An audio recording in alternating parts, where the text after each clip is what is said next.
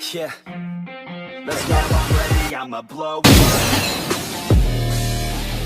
Yeah.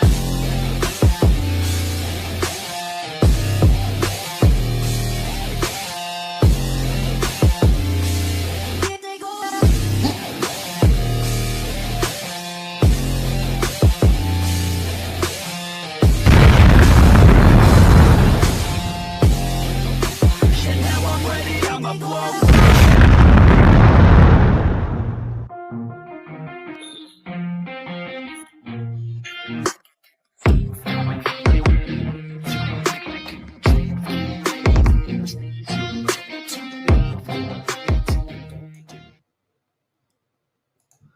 What is up, everybody? I am your host, The Saint. We are here on the Wrestling Wire. As you just saw in that brief video, we have Pro Wrestling Union's Explosion video live and on YouTube right now, available for you to watch. It just dropped last night. Man, I'm telling you, great action comes out of that company. It's extremely worth watching. There's just so many different aspects of that industry that company nails. Love being a part of it. Love helping them guys out. And I have a special video later on today on this show, just showing a little bit more of what I'm talking about. So let's go ahead and get to it. We're going to welcome our first guest to the show today. He is the always controversial Mr. Jimmy Ward. Hey, welcome, sir. How are you doing today? What's up, Ron? Hey, I see you got your son there. Who we got? Gavin. Hey, what's up, Gavin? How you doing, buddy? Man, and he's wearing the Pro Wrestling Union t-shirt. Look at you go, kid. That's how you do things. That's what's up. We don't have AWL shirts yet. Yeah, keyword. Oh, hey, I'm gonna need one of those when they're available. So That's right. just keep. That's right. So what's going on, man? Tell me what's up with this AWL thing. American Wrestling League is ultimately going to be Gavin's promotion. I'm the promoter right now. I'm going to be the promoter for the next 3 years. When he gets old enough to be a promoter, then, it's going to be his and he's going to run it. I'm basically just, giving him a helping hand on starting it up and, teaching him how to, how it's all done. I mean, he's been around. He was around during the CPW days and he kind of knows what's going on, but this here will be, it'll be his and it'll be firsthand. And, he's chasing his dream and I'm trying to help him, find it. It's what we've done, with COVID and everything coming in and messing everything up. You can't get people to come out to shows no more, or at least right now. So, and as far as commercial property, when you're trying to find space to run, the rent's too high or the ceiling's too low. There's just a variety of reasons, and there's not a lot of it available right now. So we dove off in the backyard here, and I know that kind of sounds crazy, but we cleared off the property and built us a little pavilion to host summer shows with, and that's the plan right now. This year is just to run a few summer shows outdoors inside this little pavilion that I have sunk an entire salary into creating, especially with Joe Biden's lumber prices right now. Lots of lumber bought, lots of metal, concrete, gravel, different things. Lots of money went into it. You can't really appreciate it until you step inside it. I know. I was there. Yeah, it's gonna be nice for an outdoor event, especially at night, and it'll host maybe I'm guessing 75 to 100 people, and that's we ain't looking to do nothing big, nothing major. We just want to we just want to have a wrestling show and teach Gavin the ropes, and when he turns 18, he can take off and he can actually wrestle in South Carolina then, but wrestle in his own promotion or wrestle in other promotions, but nonetheless have his own. Right. And, that's really a special thing where you are trying to make it so that you're creating something that he can evolve into as well as evolve with, and it'll evolve with him as well. And I mean, what's the primary driving force behind that? Behind what? Creating this promotion. Behind doing it all, and doing it with Gavin and for Gavin, is Gavin the reason, the driving force behind all this, or is there? Gavin, we've kind of been in indie wrestling for 4 or 5 years now, and his goal is to be a wrestler. Of course, rules in South Carolina is, you got to be 16 to train legally, you got to be 18 to wrestle legally and stuff like that. But he's been in the ring, and he's learned some things, and he knows his way around the ring a little bit. But nonetheless, when he's old enough to legally train, I want him to go to George South and be trained by George South. But his dream is to be a wrestler. He wants to be involved in the business, and the whole idea of this was to create a promotion that will be his, that he can be a part of, and grow up in, and always have a home, so to speak, to do it his way, do his things and do it his way. We've been through a couple of different promotions, and it's nothing like having your own. It's just, that's his dream. It's my job to help that dream become a reality. And I think the way we're doing it right now with this, we're saving a ton of money by not having any overhead, except for the locker room. Right. And I think that's, the way it's got to be until we can get comfortable with COVID, which I think we're getting there.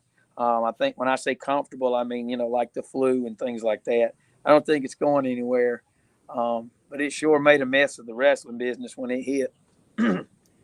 That's for sure. Now, we've got a couple of comments we're going to catch up on. Mr. Philip Rollins spoke up and said, congratulations and good luck to you two. Who said that, Philip? Philip Rollins. Yes, he did. HWA. He was the announcer up there at HWA last time I was there. Yeah, I know Philip. It's, like I say, we have everything here but the roof. But I like not having the roof because I like being outside. I think some stuff that we've got lined up for this summer is going to be really fun and exciting. We're going to have live entertainment, mixed in with some wrestling and different things like that. And it's, it's a lot of money, a lot of hard work went into it. And it has everything it needs to be a good indie promotion and put on a really good indie show. And can't wait till March 5th to test the water with the first one. Hell yeah, I'm looking forward to it. Another comment we got. Mr. Michael King asks, will Gavin be the promoter, booker, creative team, and wrestler? I do it all. He said he's going to do it all. You heard it right there, Michael. Man, Gavin, you got a hell of a support system behind you. I mean, I know I've known your father since I've stepped into this. Well, let me rephrase that. Since I fell into it ass backwards, I know I've known your dad. And I was watching you work the iPad and signaling for the lights and stuff at the firehouse since day one. And I'm like, man, that kid's cool. I always thought you were a cool kid. And then I started seeing you running the ropes. I'm like, okay, I see where this is going. I can read the writing on the walls. Now, who else do you have involved in this? Well, I have a business associate. She's a good friend of mine. Her name's KC. A lot of people in the wrestling business know who she is. She's been a good friend for me. I asked sometime last year when some former associates of mine decided they wanted to drag my name through the mud. You know how that goes. She called me up and we talked and we compared notes. We compared, notes that they had, given to her and then my notes. And she found out that my notes had more truth behind them. And we just, started a friendship, and she's been right here, right along with me through the passing of my grandmother and my mama, 29 days apart, which is really the real reason this became what it became, because initially we had the ring and the ring was out here, and him and Ryan were out here and they were shooting YouTube videos. And I decided I was going to come out here and just build them a stage, to do entrances on, so that it would look, pretty decent. And when I got out here and got to building this stage, that's when my grandma passed, and then a month later, my COVID got my mama, and I didn't really want to deal with it. I tried to stay busy, and just not deal with that much loss at one time. And hell, when I looked up, I had this, and I was like, Right. wow, I come out here to build a stage, and dang. We got a locker room, we got a backstage, we got walls around this thing, we got a humongous stage that you can't see in this video. It's covered, it's fully equipped with lights, smoke, the whole theatrics thing, and it's big enough for a band. And it's gonna have one this summer. But yeah, that was the whole reason that all this became what it became, was just trying not to deal with all that loss. And Casey was right there with me the whole way, supporting me through that and in this. And she's all for getting in behind Gavin and supporting Gavin in his future in the business. And so he's got two backers. There you go. Well, if you ever need me, you know where my phone number is and you know how to call me. So, as always, anytime you reach out, I do my best to answer that phone call. Yeah. Oh yeah. That, Well, we got you a, had not answered me yet, so this is true. This is now true. let me say this. I want to give a shout out to Cole Maccabee, promoter and owner at PWU, for working with us on the first show and coming out of the box with that heavyweight championship match between Chase Emery and Luka Daniels on the first show, and having the PWU belt on the line. I thought that was I thought that couldn't have come at a better time, and I couldn't have thought of nothing better to do in that show with that match right there. And that says a lot about Cole, and his faith in and what I know of the business and what we do in the business, and he knows who's on the show, and he knows what we're putting together. So the fact that he offered up a title match in our first show, I appreciate the daylights out of that. That's a big deal. That's going to be a good match too. It's going to be a hell of a match because it's one that I've been politicking for like 2 months now. Because before I ever had Luka Daniels on the show, which when I spoke to him about it, like right there around when he was on WWE Main Event, I spoke to him then, and I was like, "Hey man, you want to be my first guest on this new show?" He said, "Sure, let's go." And him and I were talking one night. I spend hours talking to these guys, man. Anybody that's willing to talk, hell, I'll talk wrestling all the live long day. But with him, I was like, I can't wait to see you challenging for a strap. I said, I see you versus Chase Emery as a matchup in 6 to 8 months. And here we are 3 months later. I'm getting my freaking wish. So I'm going to be there. And you know damn well I can't wait to announce it. So we got a couple comments. For us, it helps. It helps get the wheels rolling. Like I say, we're not going. We're not trying to jump out and do nothing major. And run monthly or bi-weekly or whatever like that. We're not trying to do that. We've thrown a little something together, and we're gonna run a few things and enjoy what we got and have fun and give some of the guys another promotion to make money and and different things like that. Man, it ain't I like being able to provide a platform for guys to make money. And the March 5th show is at 1:00 in the afternoon. So the guys get to come here, make some money, and then go somewhere that night, make some money. So, and I'm all about the guys getting paid for what they do, because there ain't no way I could do it. Right. I tried it just a little bit. No, can't do it. I can't bump, and you know it. Yeah. But so, yeah, well, I mean, hell, So we got a couple comments we're going to throw out there that dropped in. Scott Larson says, KC Leanne is an awesome woman. I know this is going to be legit. Can't wait, and best of luck to you all. Yeah. Casey's been around a while. She had a promotion with her and David Cody had a promotion at one time, so she ain't no stranger to wrestling. And she's been a good friend for me. And our friendship couldn't have fired off at a better time than, like I say, it's kind of crazy how it came about. I mean, we were friends when me and David Cody worked together at CPW, but you know, when you if David Cody wasn't talking to you no more, KC didn't talk to you no more either. So that's how that went. Hey, And we all know you, mine and David Cody's history, but yeah, she's a good friend. She's a backer on this, and we can't wait till March 5th. Simply put, March 5th is going to be awesome. well, Casey's watching right now. She said, Scott, you finally got my name right. And she said, we are just going to have fun. Casey, I look forward to meeting you, ma'am. I really do. Yeah, Scott Larson commented, you taught me a lot and I had to learn it. I guess he's talking about KC. yeah. It's like I say, it's the idea of this being outside and everything. Well, being outside, I had to make it nice. I couldn't just be a backyard promotion. I didn't want it to be just that. It may have that title to it because it actually is in the backyard. But once you step inside and see what we've done, I think it's the baddest backyard promotion there's ever been, with the facility itself. Like I say, it's a big place. It's got everything a show would need. Plenty of room, plenty of space.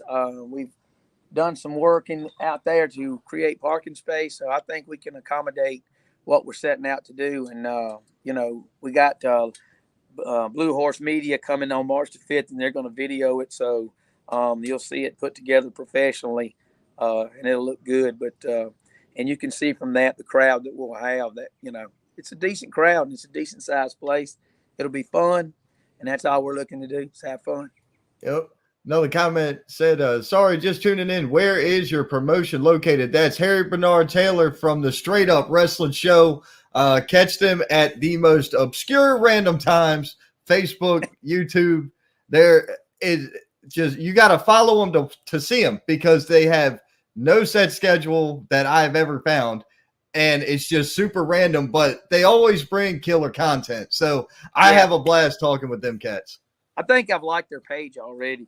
So whenever they post something, I see it. And I found it through you. So I think I just liked it a few days ago. But we're in Wellford, South Carolina, and this is the Wellford Pavilion. And we call it the Pavilion just because it's an outdoor arena. But it's nice, and the workers, I can't wait for them to see it, and the fans when they show up.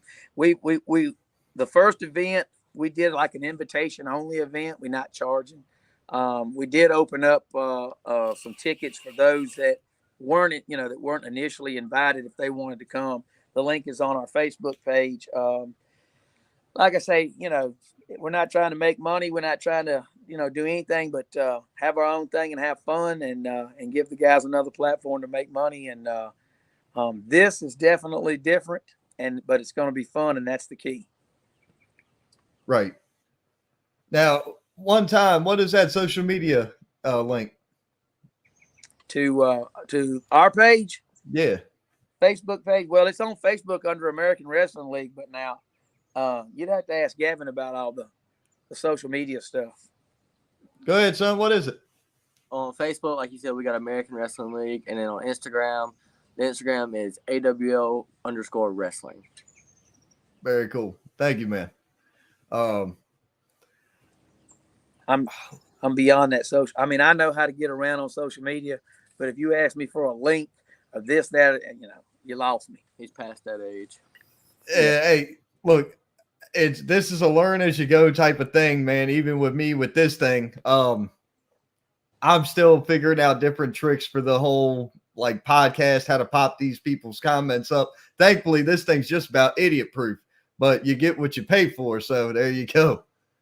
Yeah. So you're talking about having, you got your show there on March 5th. You're talking about having live music later on in the summer. Are we dealing with a show where you're going to be having things broadcast out, or are you just going to be recording it and then holding it? Like what are we talking about here? Well, we're testing the water. We're going to do a lot of different things. We're probably always going to record it. But yeah, I think In July 23rd, we're going to have like a battle royal here, but we're bringing in a band from Charlotte, North Carolina called TRWC. They're a rock band. They have their own music. They're on all the music platforms like Prime and YouTube and Spotify. But they do covers as well. They play around in different arenas around through here. They've opened for some big name bands too. And as a matter of fact, we're checking them out in Charlotte on April the 2nd at Amos's South End when they're opening up for Kicks. But this July show is basically what I'm deeming a party. We'll probably have like a couple of opening matches, the Battle Royal, but Testarossa will ultimately open all that. They'll play first, then we'll do the rest, or vice versa. Don't really know yet. We may broadcast that one live just because that one's going to be totally badass. As far as between March 5th and July, if we do anything else, it's quite possible. We don't know yet. We'll get through March 5th and we'll look at maybe May. If we do anything, we'll be looking at the month of May. Just depends on, what all's running in May and when. Because after this show, we would probably start maybe trying to run at night, in the evening time instead of 1 o'clock in the afternoon. Right. But, yeah. It's just, we don't know. We're just doing it, show by show. But it's going to be good. We're going to see to that it's always good. Well, like I said before, man, you're dealing with people like Cole Maccabee. You know the business. You know how to book. You know how to write this stuff. And then you've got KC as well, and she's been involved for most of her life. I spoke with her via Messenger last week or so, and man, she's got a hell of a history in the industry as well. And, I'm going to have to eventually have her on here, but it'll more than likely be after the March show because for some reason I've got people lined up all the way to mid-March at this point, including one. And y'all remember that guy from TNA? And then he was at WWE. His name was Gunner. Yeah. I just spoke to him Friday. We solidified a deal. We're going to do that in mid to late March. So that's kind of wild, right? Yeah, that'll be good. Jackson Riker. Yeah, Jackson Riker at WWE. I was playing dumb, Gavin, but thanks. Well, see, here's another thing. Like when we're booking a show, we don't want to just be another promotion that just books all the local guys all the time, because there's a lot of promotions that run in this area and a lot of them use the same guys. So it gets kind of saturated, but we want to pull some of those guys in, and then we want to branch out and go out a little further and maybe bring in, a good name, at least one good name to be a part of it as well. Different. The goal for this year, like I say, is a few summer shows. Next year, we're looking to go inside. And when we go inside, we're going to try some things that most promotions are not doing, but I've seen a couple do, and it worked. It works well. As far as, something that they offer. Well, I'm going to say what it is, but no, go ahead. No, it's just an idea that I want to experiment with, and I think it's a good drawing experiment. And the two promotions that I've been to that offer this draw very well, so I think that's the road I want to travel. But I want to, inside, away from here. I've been talking back and forth with guys like, Kylan Disney and Kylan real well. And yeah, he wants to do a charity show, but he wants to make it a hit. And I'm like, I mean, there's some talent down here, but you got to have a venue big enough. Yeah. Then I said, let's say we wanted to sell out the Spartanburg Auditorium. You wanted to sell that joker out and you wanted to actually make some money off of paying the rent for that joint, plus the locker room. You're going to have A, a really big drawing main event, and B, you're going to have a lot of foot soldiers putting that word out to get them people interested.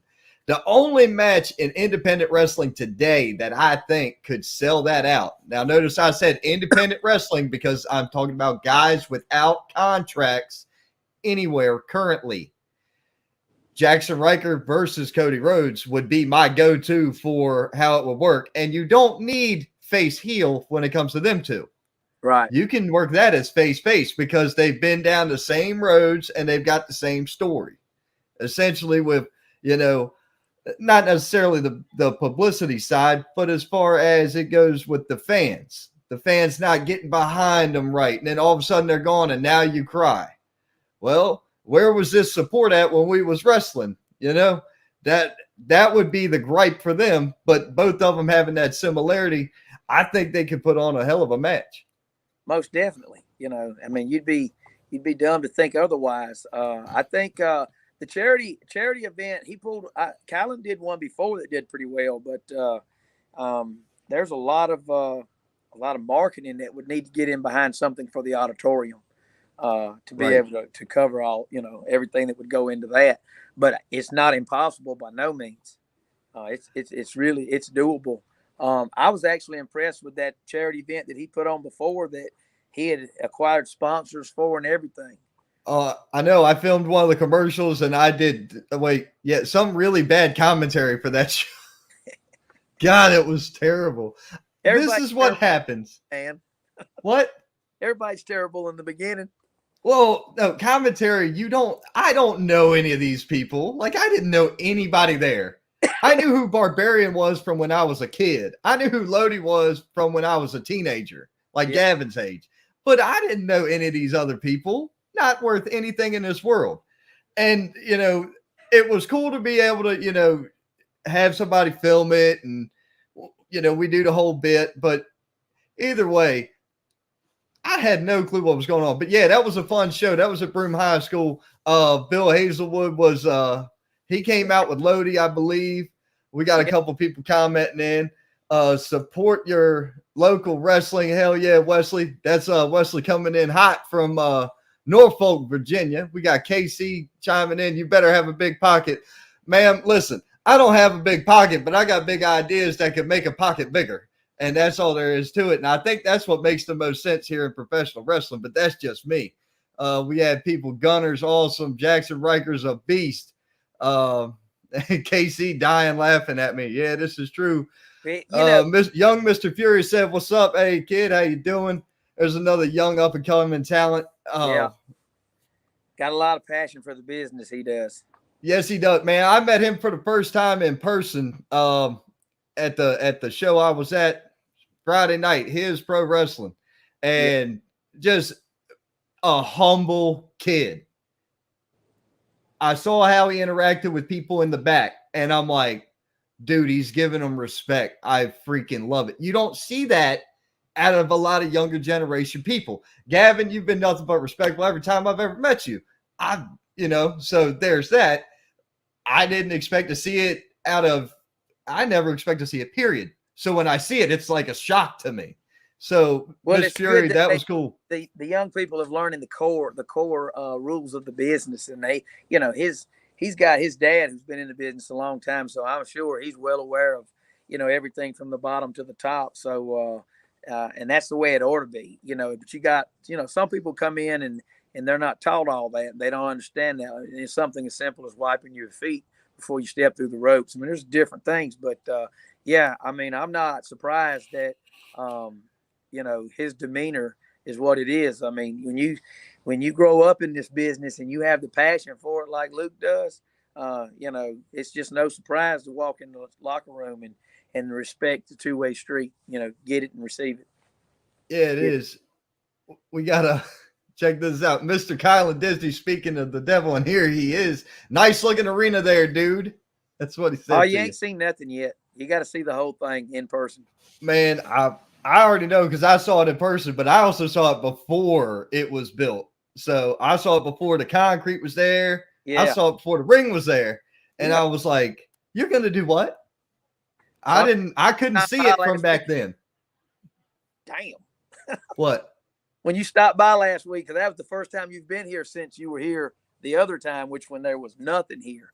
Right. I was still cutting trees down on that first trip you made over here. Right. Yeah. And then you come in here I think it was last week when you stopped by? Yeah, it was last week on my way home from work.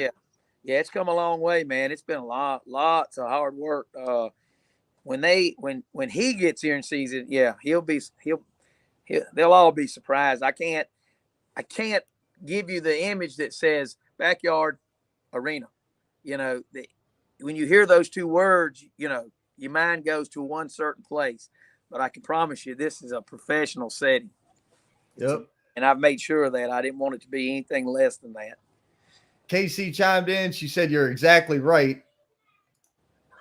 I think she was talking about or referring to the young people in the business part, which that's thank you for telling me I'm right. I appreciate that. I try to be.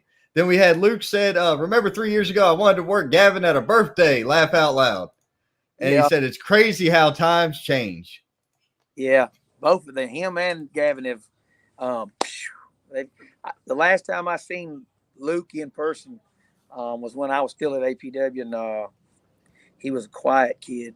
He'd go around the ring videoing and stuff. Hadn't seen him since then. Seen him, on Facebook now, but it's yeah, that they'll probably get to be around each other and and do some stuff in the future. I think as far as with me and KC, KC was with David Cody, and we all know who David Cody is, and David Cody was the key element at CPW as far as the booking goes that draw the crowds like it did. I don't think CPW would have drawn as good as it did without David Cody booking. So having worked, with him and KC and him having had a promotion already, it's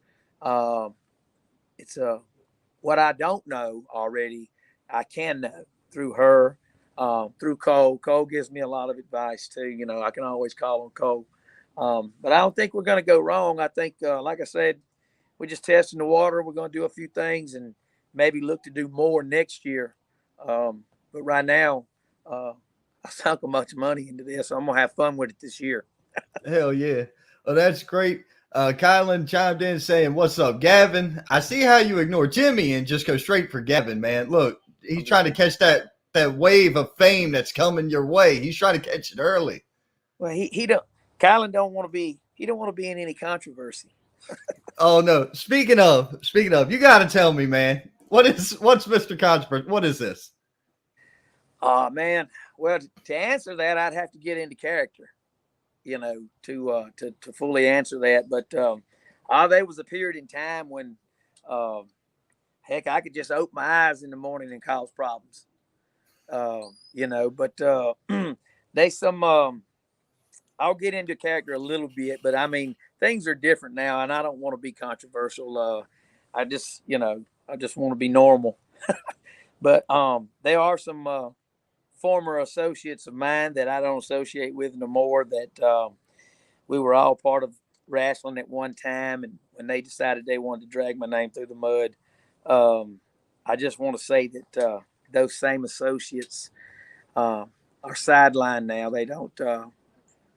I'm not talking about Buck or nothing like that, because Buck had health issues, and that's the reason for that. But there were some other people you might remember, Mr. I'll give you his initials, BG, from up north, causing a bunch of Yeah. They used to be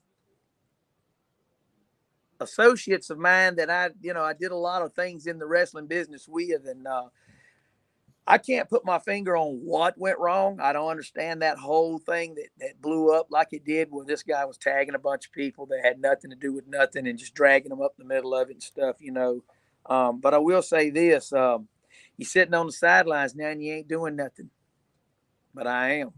So that right there tells you all you need to know about that. But there just always seemed to be some kind of controversy surrounding anything I said, did, or spoke. And those days are behind me. When I got with CPW and worked with David Cody and Buck, things, I learned a few things and things calmed down, and I'm glad to have all that behind me. That all that was tied to another promotion that I ain't with no more, and I'm just focused on the future. That's right. The kid's got a bright future, man. I've seen him run the ropes, and do a couple spots here or there, when the ring's set up. I've seen some things and I'm like, the kids got the heart for the business. So that's what matters a lot, is having the right heart. As long as you stay true in your desire for what you want and you always remember to keep learning, hell, sky's the limit, son. Yeah. But gentlemen, what he does, he'll have the opportunities. He'll have the resources. What he does with it will be up to him. I don't like to wish. I know when I was young, I want to be grown. I know he wants to be grown. You don't want to wish that, too fast, because, life changes when you get grown. But I understand, getting to a legal point here in South Carolina to be able to capitalize on what he knows. Having those legalities hanging over you to prevent you from doing anything is just a load of crap. You can go across the state line and the field's wide open, right, for any age. But we ain't up there, and we're here. And so that's probably another good reason why this exists right here, that he's got access to a ring and he's got access to a promotion, and he can get the feel for it, without having to wait. But George right on the map, that's the one I want him. That's the one I want him trained by. It's George South. Yeah, I saw George this weekend as well. As always, it's a good chance whenever you get to see a legend and talk to a legend. That's one of the best things you can do. We got a couple of comments we're going to load up here in just a moment. I wanted to touch on one final important piece of information here. With the show on March the 5th, I know you had talked about you having it filmed. Did you ever come up with an answer for me on commentary or lights or any of this? What are we doing? Because this is the idea now, because I'm still this far into the game, in the building phase, and still trying to get everything finished before March the 5th. The sound booth, while we have all the equipment and it's all centered in one spot right now, we don't really want it in that spot.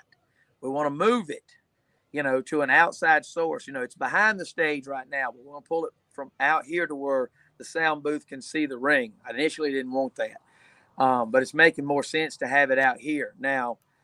If I build the booth, for the sound and reroute everything out to it, Luke hit me up today and told me that he had the microphones for commentary if I wanted to get somebody to do the commentary.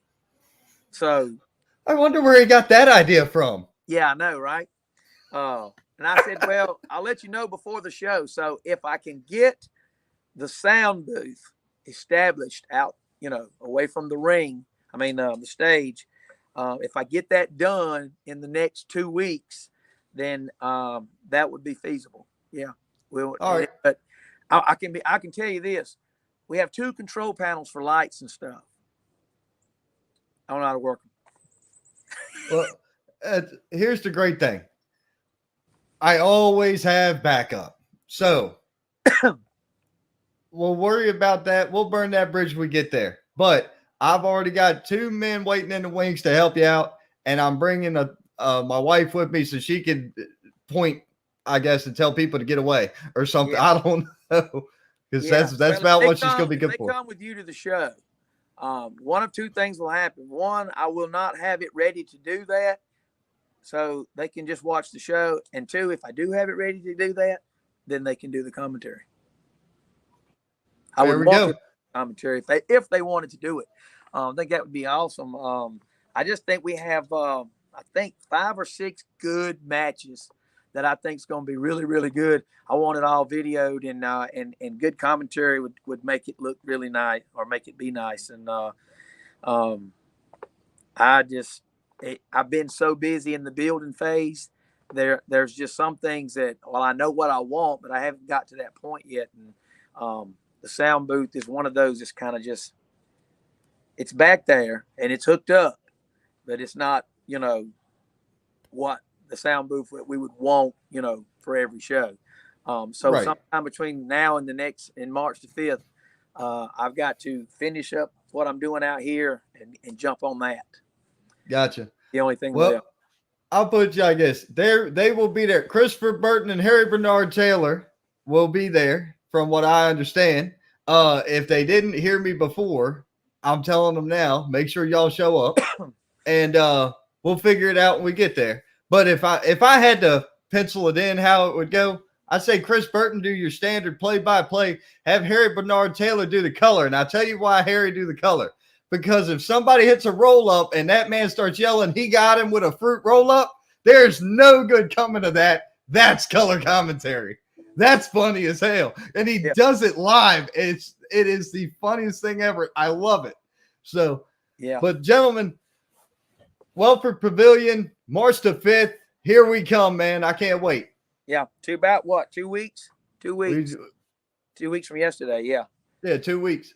Yeah. So far, and right now the weather forecast looks good, so we're hoping it stays that way. But we'll be all right, I think. Hell yeah! Can't wait for everybody to come and see what we've done here.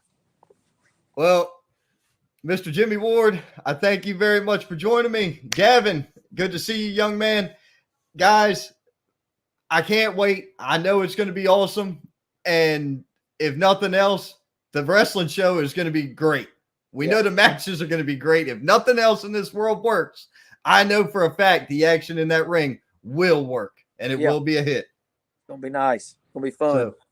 So thank you guys for coming on. I really appreciate it, and we'll see you down the road.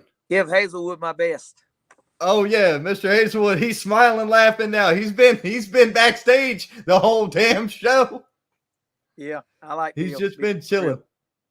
Oh, all right, yeah. brother. All right, brother. We're going to hit this one video, and then we'll be right back with Mr. Bill Hazelwood, the mouthpiece of the Southeast. That's right. Ladies and gentlemen, professional wrestling returns to Union, South Carolina on Saturday, March the 26th at the Union County Recreation Department as Pro Wrestling Union presents the Wrestling Classic. See some of the greatest professional wrestling action that you have known from Pro Wrestling Union. You'll see some of the best superstars in the independent scene, such as The Anomaly, Antonio Morgan, The Outlaw, Randy Wayne, Black Cat, Dion Johnson, the Tag Team Champions, the Heat Seekers, the Carolinas Champion, the Great Dane of the Game, Bebop, and also don't forget the main event as NWA Superstar Colby Corino challenges Chase Emery, the All-American Blue Chipper, for the Pro Wrestling Union Heavyweight title. All of this and more on March the 26th, Union, South Carolina at the Union County Recreation Department, the Wrestling Classic. And there you have it, folks, the Wrestling Classic coming to Union, South Carolina. Colby Corino challenging for the Pro Wrestling Union title. Have you seen this guy's work on freaking YouTube or any of the NWA shows? The kid's magic. It's money. Him versus his dad was an epic encounter. You know, speaking of epic encounters, we're about to bring on our next guest. Ladies and gentlemen, let's welcome to the show, Mr. Bill Hazelwood. How you doing, sir? Man, I'm doing well. How are you, Ron? I'm doing fantastic. So first thing, man, I couldn't let you outshine me in that beautiful leather chair you got, so I'm sitting here in my big lazy boy solid leather chair. You're not going to outshine me, brother. Hey. Now you said I did that once to you before when we were in suits at the charity event, but we'll call that good. And hey, look, you can have the big lazy boy as long as this joker right here's got the massage. I'm set. Oh man, you're one up on me already because I'm 60 years old. I need the massage feature. I'll send you the link, boss. I'll send you the link. All right. Hey, first of all, I want to say congratulations to Jimmy Ward and Gavin because contrary to popular belief, man, I want everybody in the pro wrestling business on the indie scene to succeed. And Jimmy's a good guy. Had some bad things, happen to him when he got in the business, but I think he learned from that and he stepped up. And I don't think he should call it. Anybody should refer to it as backyard wrestling. It should be just an outdoor arena. They have WrestleMania outdoors. They have it in the stadium. So I mean, people will. Dive onto anything and bite onto anything to turn a positive into a negative. And, that's just not the thing. I think Jimmy and Gavin are going to do great things. And, running that first show in the middle of the afternoon to give guys the opportunity to get 2 paydays that day, See, that to me, that's a real promoter. Right. And a lot of promotions work together and doing things like that. Pro Wrestling Union does it a great deal from where I've been experienced with them. They have the benefit for Buckshot. You were there and had to leave to go to work another event. I mean, we see it because a lot of us all are involved in a lot of these local shows. Now, you were just at a show Friday night, and I heard that went off real well. That was I got some notes here, man, because I'm old, but I can still read. Okay, so there we go. That was CMW Evolution with Octavius Conway, and a lot of people were telling him, he was this and that or whatever. But first of all, man, he was in a world class pavilion. It was Relentless Church there off of Haywood Road. It's actually a campus. It's one of the mega churches in the Southeast. He was in that the big bubble on the hill where the gymnasium and thing is. Acoustics was great. Had a little bit of trouble with the sound system, but we got that worked out. He drew 3 figures, man. He drew over 100 people. So people could say what they want to. He's got the heart. I got with the locker room because I heard his first show went a little long and talked to him. Man, we knocked it out. We had 8 matches, including the intermission. We were in and out in 2.5 hours, and the crowd was hot all night. Left happy. And we'll probably come back again. So kudos to him. Hell yeah, that's great to hear. Yeah, I was at their first show late last year, and I didn't have no real big issue with much other than like you said, the sound problems. The microphone cut out if you walked halfway across the ring, so you had to kind of hold back. And I would stay out there as a guide. Hey, don't walk past me, please, or your promo is going to die like a really bad death. And some guys listen, some guys don't. You know how it is when you're out there and you try to help somebody in the back. Sometimes they want to hear you, sometimes they don't. Well, all you can do is give the advice, and if they don't want to listen, they don't want to listen. But I mean, I think these young guys, a lot of them didn't know me, but the guys that did know me told them about me. So I got them in the locker room without Octavius around, and just told them, how we was going to flow with it, and told them, you don't need 20 minutes to explain a 12-minute story. You don't. And you don't get on the microphone before your match. The people who are already in the seats. The microphone is designed to talk people into the building. So nobody cut a promo. Nobody grabbed a microphone. Everybody got in there and wrestled. Crowd was hot the whole night, and they got their money's worth, man. They really did. But that location that he's got, man, I'm telling you, it rivaled anything. I mean, there's guys that probably give their left arm to be able to get in there. So, he's got to weigh in, and hopefully we can run some more successful shows there. Hell yeah. Now, we do have a question for you coming from Kyle and Disney. Bill, would you prefer being an announcer or a referee? It doesn't matter to me, man. I'm like Jake the Snake Roberts, man. Just put me on the show. Let me do my part. I like announcing. I'm not really an announcer. Everybody says I'm one of a kind, and that's what I strive to be. I mean, I figured out a long time ago, a friend of mine, Corky Franks, is a VIP host with Monster Jam, and he does WrestleCade. He explained it to me like this: said Monster Jam is giant matchbook cars, box cars. So you get the kids to drag the parents who have the wallet into the building. So a long time ago at Jay Eagles, I noticed that you pick on the kids, you joke with them, you do whatever, you wink at the parents. The kids love it. When the kids say, "Hey, Daddy, take me back to wrestling," there's no better promo than that. So exactly. I tell people that wrestling. Vince exposed the business a long, long, long time ago. So the formula now, I think, for pro wrestling is everybody's got problems. Every fan's got problems, regardless of what level. I think our goal now is to tell people a story by having them leave their problems at the door or at home or in their car. And for 2 or 2.5 hours, make them forget about those problems. And in 2 or 2.5 hours, entertain them. It doesn't matter who entertains them, whether it's the clown, the elephant, the announcer, whatever. Entertain them enough to where they'll want to come back next time and forget about the problems. And along the way, if they believe something, they don't have to believe it all, but they got to believe something. It is what it is. I mean, it's entertainment. There's 80,000 people right now in Daytona, Florida, watch rednecks turn left for 200 miles. And they call it racing. So, but those people are entertained. So it's the same principle in pro wrestling. So I love announcing. I really do. Contrary to popular belief, I don't never feel like I'm trying to steal somebody's spot or take somebody's shine. I just always tell guys on the indie scene, just because you're famous on your Facebook page don't mean you're famous. So my job is to help get you over with my voice. And it's the little things I do. I cower down from the heels. I try to tell the boys in the back what's the hot side of the ring. Sometimes they go, what are you talking about? So, I mean, you know, they don't get that part. So in 21 years of announcing, I've probably announced 5,000 and watched 5,000 matches, and have been very fortunate to be in the dressing room with probably some of the most brilliant minds in the business. And contrary to popular belief, I paid attention. I really have, just a little bit, not much. Right. Well, So when you look at things, the whole wrestling world right now is just insane. There's so much content out there. There's so much to try to keep up with. exactly. It's a full-time job to watch all this stuff. And, you know, you get random people get on their soapboxes. You get people who, you know, have biases and things like that. The long and the short of is this. Yeah, it's entertainment. It's also a business. No different than the Marvel comic, whether you read the comic or you watch the Marvel movie. It's the same principle. I mean, yeah, the business was exposed by Vince McMahon a long time ago, but are you telling people something any different than what they didn't know? Like Robert Downey Jr. didn't die at the end of Endgame? Right.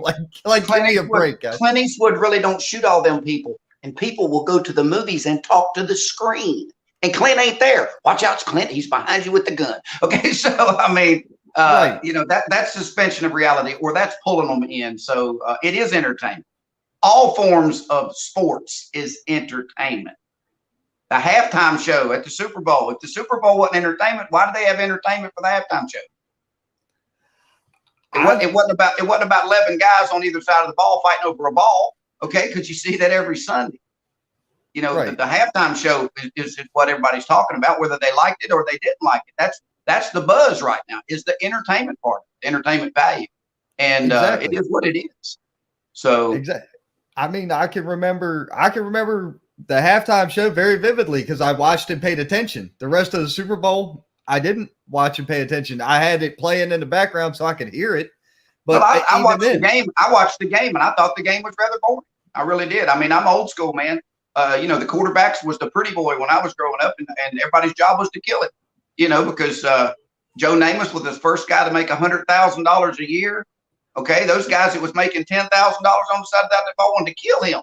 Now they go to sack the quarterback, and they blow the whistle, and the guy throws up his hands. I mean, that's not football. That's just, it's evolved into, Tom Brady, for example, is an industry. He probably has 50 or 100 people that depend on him to make a living, from publicists to accountants and guys that probably shine his shoes and cut his grass and all that stuff. So it's in their best interest to protect people now. So I get it. But football without entertainment value is very boring. Any sport is.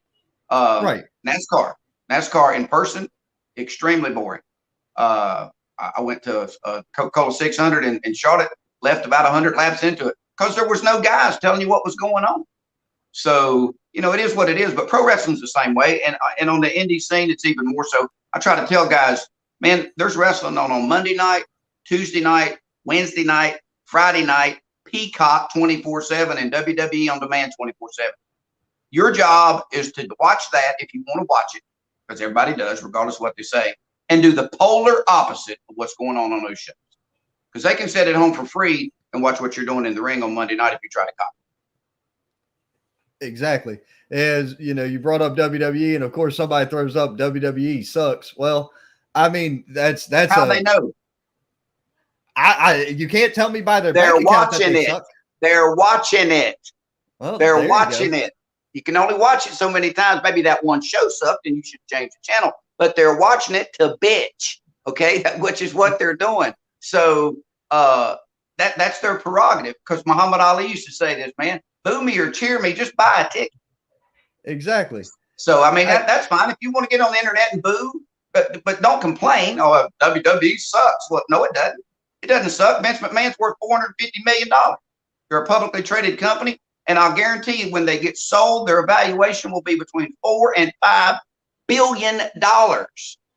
Because it said in that, what is the little end of thing, Beyond the Ring or whatever, that documentary. If you listen to the first 4 or 5 minutes of that, the guy talks about pro wrestling, and he visits WWE headquarters, and he shows Vince, and he shows the wrestlers, and he goes, here's the exact line.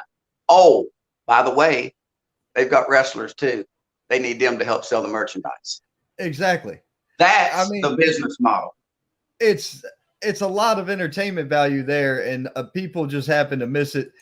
Jimmy Ward commented, Bill steals someone's shine? No. Bill's got his own shine. Exactly. And we had Scott Larson commented, Bill's work with Pro Wrestling Union is brilliant. His interview with Cole Maccabee and the Pro Wrestling Union heavyweight champ a year or so back was my favorite interview ever. I think that was one with Randy Wayne back in. Yep, I remember that interview. That was a good interview. I've done the Legends Fest over the years. I do the gathering in Charlotte now with, the guys that show up, and I've been very blessed to hang out with some guys. And I heard Terry Funk say this one time: when you're color commentating, when you're holding an interview, when you're announcing, believe what you're seeing. If that's where you should get into character. You were hitting on color commentary a while ago. The commentators, Jerry the King Lawler is great at that. He gets into character, okay, and works off of Michael Cole better than anybody I've ever seen versus Gorilla Monsoon and Bobby the Brain Heenan. But get in character. Believe what you're seeing. That's all you got to do. If you believe what you're seeing and talk about it like you believe it, it works. Randy Wayne character. Randy Wayne's got it figured out. I tell people this. I'll touch on, he's doing a phenomenal job with his promotion. I don't announce for him, but I'm gonna put him over. In Silva, he's latched on to the community. He's doing great things with sponsors and charities and stuff like that. But Randy Wayne is phenomenal at recognizing young talent and getting them over at his expense. He's probably the best there is right now on the indie scene of doing it. He has no ego. He's tough as nails, but the way he does that, let's put, let's do the title of this guy. Let's do this. He's phenomenal at that. Probably the best I've seen in a long time. Right. Now that's Heroes to Legends Wrestling up in Silva. And they actually have a partnership with both Pro Wrestling Union and another company out that way, High Velocity Wrestling, which is Tom Clark, another very successful podcaster in the area. If you don't know him, check him out. The guys jam up, man. I really enjoy watching this show every Friday. Cole Maccabee, Pro Wrestling Union, to what you just said, unbelievable idea. Yes. Bounced around for years. Hell, let's work together. Wow, what a novel idea. He lets his champion go to other promotions, because again, if you listen to that interview with Randy a year ago, what they were trying to do hadn't been done in a long time. It's a traveling champion. Right. Because I tell people, the one thing I won't do at anybody's show, I don't care what they say. They can never have me back. I don't care. I'm not announcing your champion as the world heavyweight champion, but he's not. He's not. He's not the world heavyweight champion of Packlet. He's not the world heavyweight champion of Greenville. He's not the world heavyweight champion of Charlotte. He's your heavyweight champion, whether it's ABC promotion or whatever. He's your heavyweight champion, and that's, I think, one of the mistakes that the small promoters mark out for is he's my world. No, he's not. He's not. He's your heavyweight champion. World heavyweight champion traveled the world. United States heavyweight champion traveled the United States. Mid-Atlantic champion traveled the Mid-Atlantic area. So the novel approach of Randy Wayne wanted to do that. He went down to Robert Gibson's and worked Landon Hale. That's where he recognized him. Brought him on up here. Did great things with him. Cole's really carrying the ball with that. Getting the rub. Putting himself over, putting his name out there at other promotions, which is what you're supposed to do. So guys saying, hey, you can't go somewhere, you can't do this, you can't do that. Give me a damn break, man. What are you doing? And that doesn't happen as much as it used to. There's a couple of promotions out now that I've heard through the grapevine that say, hey, man, if you work here, you can't work nowhere else. One of two things. Either you need to leave. Or the reason they're trying to do that is because if you do go somewhere else, you'll realize how bad they suck. So, I mean, famous in a fishbowl or, you know, working one promotion, that's just ludicrous. I mean, it just really is because, you know, you need to get around. So, and another thing, young guys, mistakes they make is if you're a heel, be a heel everywhere. If you're a baby, be a baby everywhere. WWW means World Wide Web. Man, the internet has made the world so much smaller. If a guy is booking you every month or 8 or 10 times a year or whatever, and you're his heel, and for one booking, you go down and do a show because the guy needs a baby, you're spitting in the face of that guy that's paying you all the time. So, you know, just stand up, be a man. Hey, I'm a heel, man. If you don't need a heel this time, get back with me next time. So, you know, it's just little things. I mean, it's common sense. Some guys listen, some guys don't. Either way, I don't give a shit. You know, it's just me. So all I can do is give advice. Because when I got started, I didn't know my ass from a hole in the ground.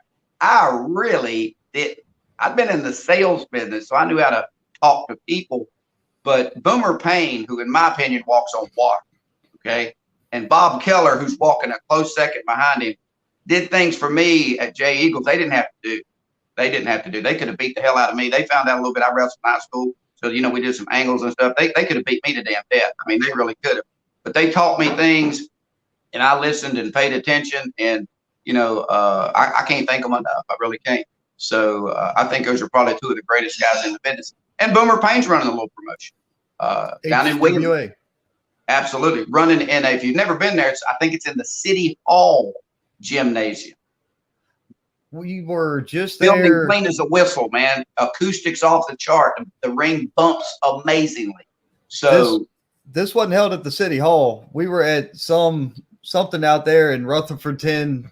I'd have to look on the flyer. I think I got it somewhere on the computer, but I was out there for their Bunkhouse Brawl, and that was a good show. Philip Rollins was the announcer, Williams' brother, and like I say, I didn't get a chance to speak to Boomer, but right. I saw him because Scott Larson pointed him out to me, and I was like, you know, I'd like to get a chance to say, hey, but he's busy. He's running a show. You know, I try not to mess with people when they're working, and that's one of the great things about our industry is, and I call it our industry when it's really yours, because I ain't been here.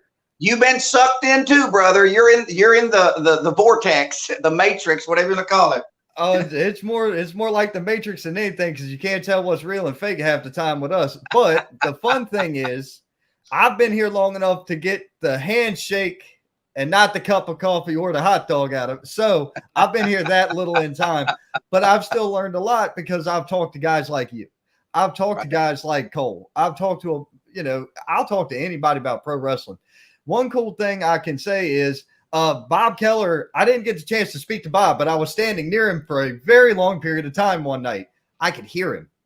Right. And I was just picking up on what he's saying. So I could tell that Mr. Keller had his shit about him. Another person I heard speaking of, we're going to flash this comment right here. Mr. Zach Thomas, Bill's the best announcer. Great to work with. I heard Zach Thomas, and I tried not to really get involved in anybody's conversation, but he showed me one of his belts. Real nice piece of hardware, man. Just a world-class title that he had because he was there with Jake Jacobs at his pro wrestling show. Right. And I'm sitting back just listening to him talk and absorbing what they're saying. I'm like, these guys are – you can pick apart what they're saying and learn everything you could ever want to learn, but you got to open your ears and pay attention to what they're saying. I think that comes a lot with you, too. I was going to say Zach Thomas for last because, in my opinion, all indie shows are great. I want them to succeed, whatever. But Zach Thomas is on a whole different level, okay? Clover High School, his first show, he drew 615 people. Okay, we ran a little church building that holds 200. We ran it twice, sold it out both times. We ran Clover the second time, drew over 600, okay? He's got the Hardy Boys coming in along with Arn Anderson and his son. He's got a phenomenal meet and greet coming up. It's all March the 19th at Clover High School. He's sold over 600 advance tickets, and it's a month away. Okay, so that's a whole different level of indie wrestling. And it could be because he's well funded. I'm not, judging anybody as far as what they're able to run with, but he gets it, man. There is zero drama in his dressing room. Everybody's is there for a common reason, and that's to entertain the fans. And I was just humbled that he reached out to me because I'd never met him, and he said he'd never seen me announce. Okay, but he asked Robert Gibson, he asked Ricky Morton, he asked Baby Doll, and they've seen me together, and they've seen me announce shows. I've announced them hundreds of times, so I was just honored that they mentioned my name. And he brought me in, and I just do what I do. I mean, I don't. That's one thing too. I try to tell people: the promoters that get me, and the ones that don't, it's okay. I'm not going to stand in the middle of the ring and just talk. They can see that on Monday night. They can see that on Tuesday night. They can see that on Wednesday night. They can see that on Friday. Okay. Right. If you thinking you're doing a production that's going to rival something on television, you're delusional. Okay. My job is to help get the boys over. My job is to promote the next shows coming up. And my job is also to help entertain the fans. And if I can't do that, hell, I'll stay home. I mean, I got a real job. So, that's the thing. So the ones that get me, get it. And the ones that don't, it's okay, because I can't announce everybody. I wouldn't even try. But, back to some of the other promotions, 3 Count Pro Wrestling's knocking it out. They've partnered with a little church downtown Greenville. I think it's, hold on. Let me look at my notes because I'm old. All right, hold on. Dun, dun, dun, dun, dun. They're doing the First Baptist Church in Greenville. They're running 6 or 8 shows a year, 200 or 300, 400 people. So that's a good crowd. Kind of hit their stride. Brian Kanabrowski with PWX. The cool thing about Brian is he brings in talent from out of town that a lot of people haven't seen 975,316 times. So he's doing a great job. Well funded. World-class setup. I don't announce for him either. Okay, but he's doing a great job. I mentioned Randy Wayne and Bob Keller, Cole Maccabee, Pro Wrestling Union, and CMW Evolution. But back to this PWF show coming up March 19th. Because hell, I'm gonna plug it because I'm announcing it. He's got the meet and greet with Ricky the Dragon Steamboat, Bill Eadie, which I think is Demolition Axe. Got Arn Anderson. You got the Hardy Boys, but also the Hardy Boys are in action against the 2 guys from WWE, which is Marcus Cross and Griff Garrison. That's AEW Machine. That's going to be unbelievable. That's going to be an unbelievable match. I mean, that's guys that have wrestled in front of 90,000 people. Whoa, okay, Griff Garrison, the Hardy Boys got when they come back to WrestleMania was boom. I mean, it is what it is. I mean, they're great independent performers. Brother, together, it can't be explained on the experience. So I mean, he's got that lightning in a bottle. Pardon? It is lightning in a bottle when they're together. Oh, no doubt, no doubt. I mean, they're brothers. Yeah. Okay, they grew up together. Started on the trampoline in the backyard. Do whatever you want to call it. Travel up and down the roads. They're nobody gels better than they do. And this is big. Now, the 2 gentlemen you mentioned, Griff Garrison and Marcus Cross, I think it is. They're AEW guys, but I'll forgive you for that one. What did I say? I'm sorry. You said they were WWE guys. You don't want to. AEW. My bad. Okay. AEW guys. Yeah, Marcus Cross match is sponsored by Got to Be Glued hair care products. He's the guy with the big yellow spiked hair. So he's also got the guy you just mentioned a while ago, who, in my opinion, is probably the hottest commodity out there, which is Chase Emery. Yes. He's going up against Brock Anderson. And the enforcer is going to be in his corner. And Chase Emery, has got a wrestling background, but he was trained by Lodi. And he's continuing to be trained by Lodi because Lodi calls it wrestling practice.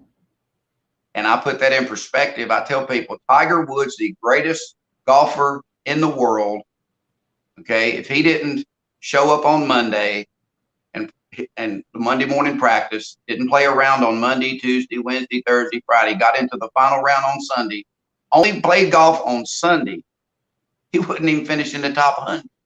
So Lodi guys practice Tuesday and Thursday religiously. Wow. And he still wrestles all over the place. So I think it's probably part of the problem on the products on TV now. not burying anybody, but you know, the guys are, because hell, if I could announce once a month and get $10,000, I would too. So, but to wrestle once a week and try to stay sharp at the level that they're at, I think that's showing on a lot of the younger guys that don't have the polish, that don't have the experience, that an armbar done the right way can be sold the right way as 8,000 flips and a bounce off the second ropes and a dive to a firing table. So when those guys try to do those kind of spots on TV, everybody gets on social media and exposes it. So I hope they learn from that. But Lodi's got it together. Lodi wrestles every weekend. He trains these guys. But I think that's the reason Chase Emery's as sharp as he is. And I love the fact that he's pretty as a pitcher and as a heel. That is the secret. Got that Shawn Michaels heat. Okay. You know, so he does have some serious heat going with him, especially when you've got the G talking for you. And you know, Derek is, oh man, I love Derek Vanderford. You know, we battle back and forth on social media just to aggravate the hell out of each other. And but Derek on the stick is basically like poking a bear. He's poking at the crowd, and then he brings out that good-looking guy, Chase Emery, who don't give the girls a time of day. So I mean, I think that's a great duo. It is, but I think I'm gonna tell you what I think also. The guys that might steal the show is the Heat Seekers are taking on All Worm and No Soul at PWF. Okay? Now, the Heat Seekers are 4-time NWA Tag Team Champions. They're 5-time now. 5-time. Okay, they're 5-time now. I stand corrected then, because the last time I remember it was 4. And they were supposed to work that Pro Wrestling Union show, but I guess scheduling conflict came up. And they're no longer going to be on that show. Right. The Wrestling Classic later on in March. Now, I had a couple of people chime in. William Rowland says, hello, guys. Hey, sir, how are you? Man, if he didn't feel hungover like I felt hungover on Saturday from the show Friday night, Jesus Christ, I was wore out. But that was between doing a regular job and then going there. So, right. But we had a good show. They had a real good show that went off. The matches, a lot of people look at matches. Was that the show in Packlet? Yeah, it was. They drew a good crowd, I heard. They did. I couldn't tell you head count because I didn't bother. I don't worry about that. If I'm watching the matches to try to see what I can see, a couple guys would be like, Brino Royce, for example, he'd be like, hey man, do me a favor, keep an eye out on this. All right, Brino, I got you. Because right. Brino and I talk outside of, you know, when we see each other at shows.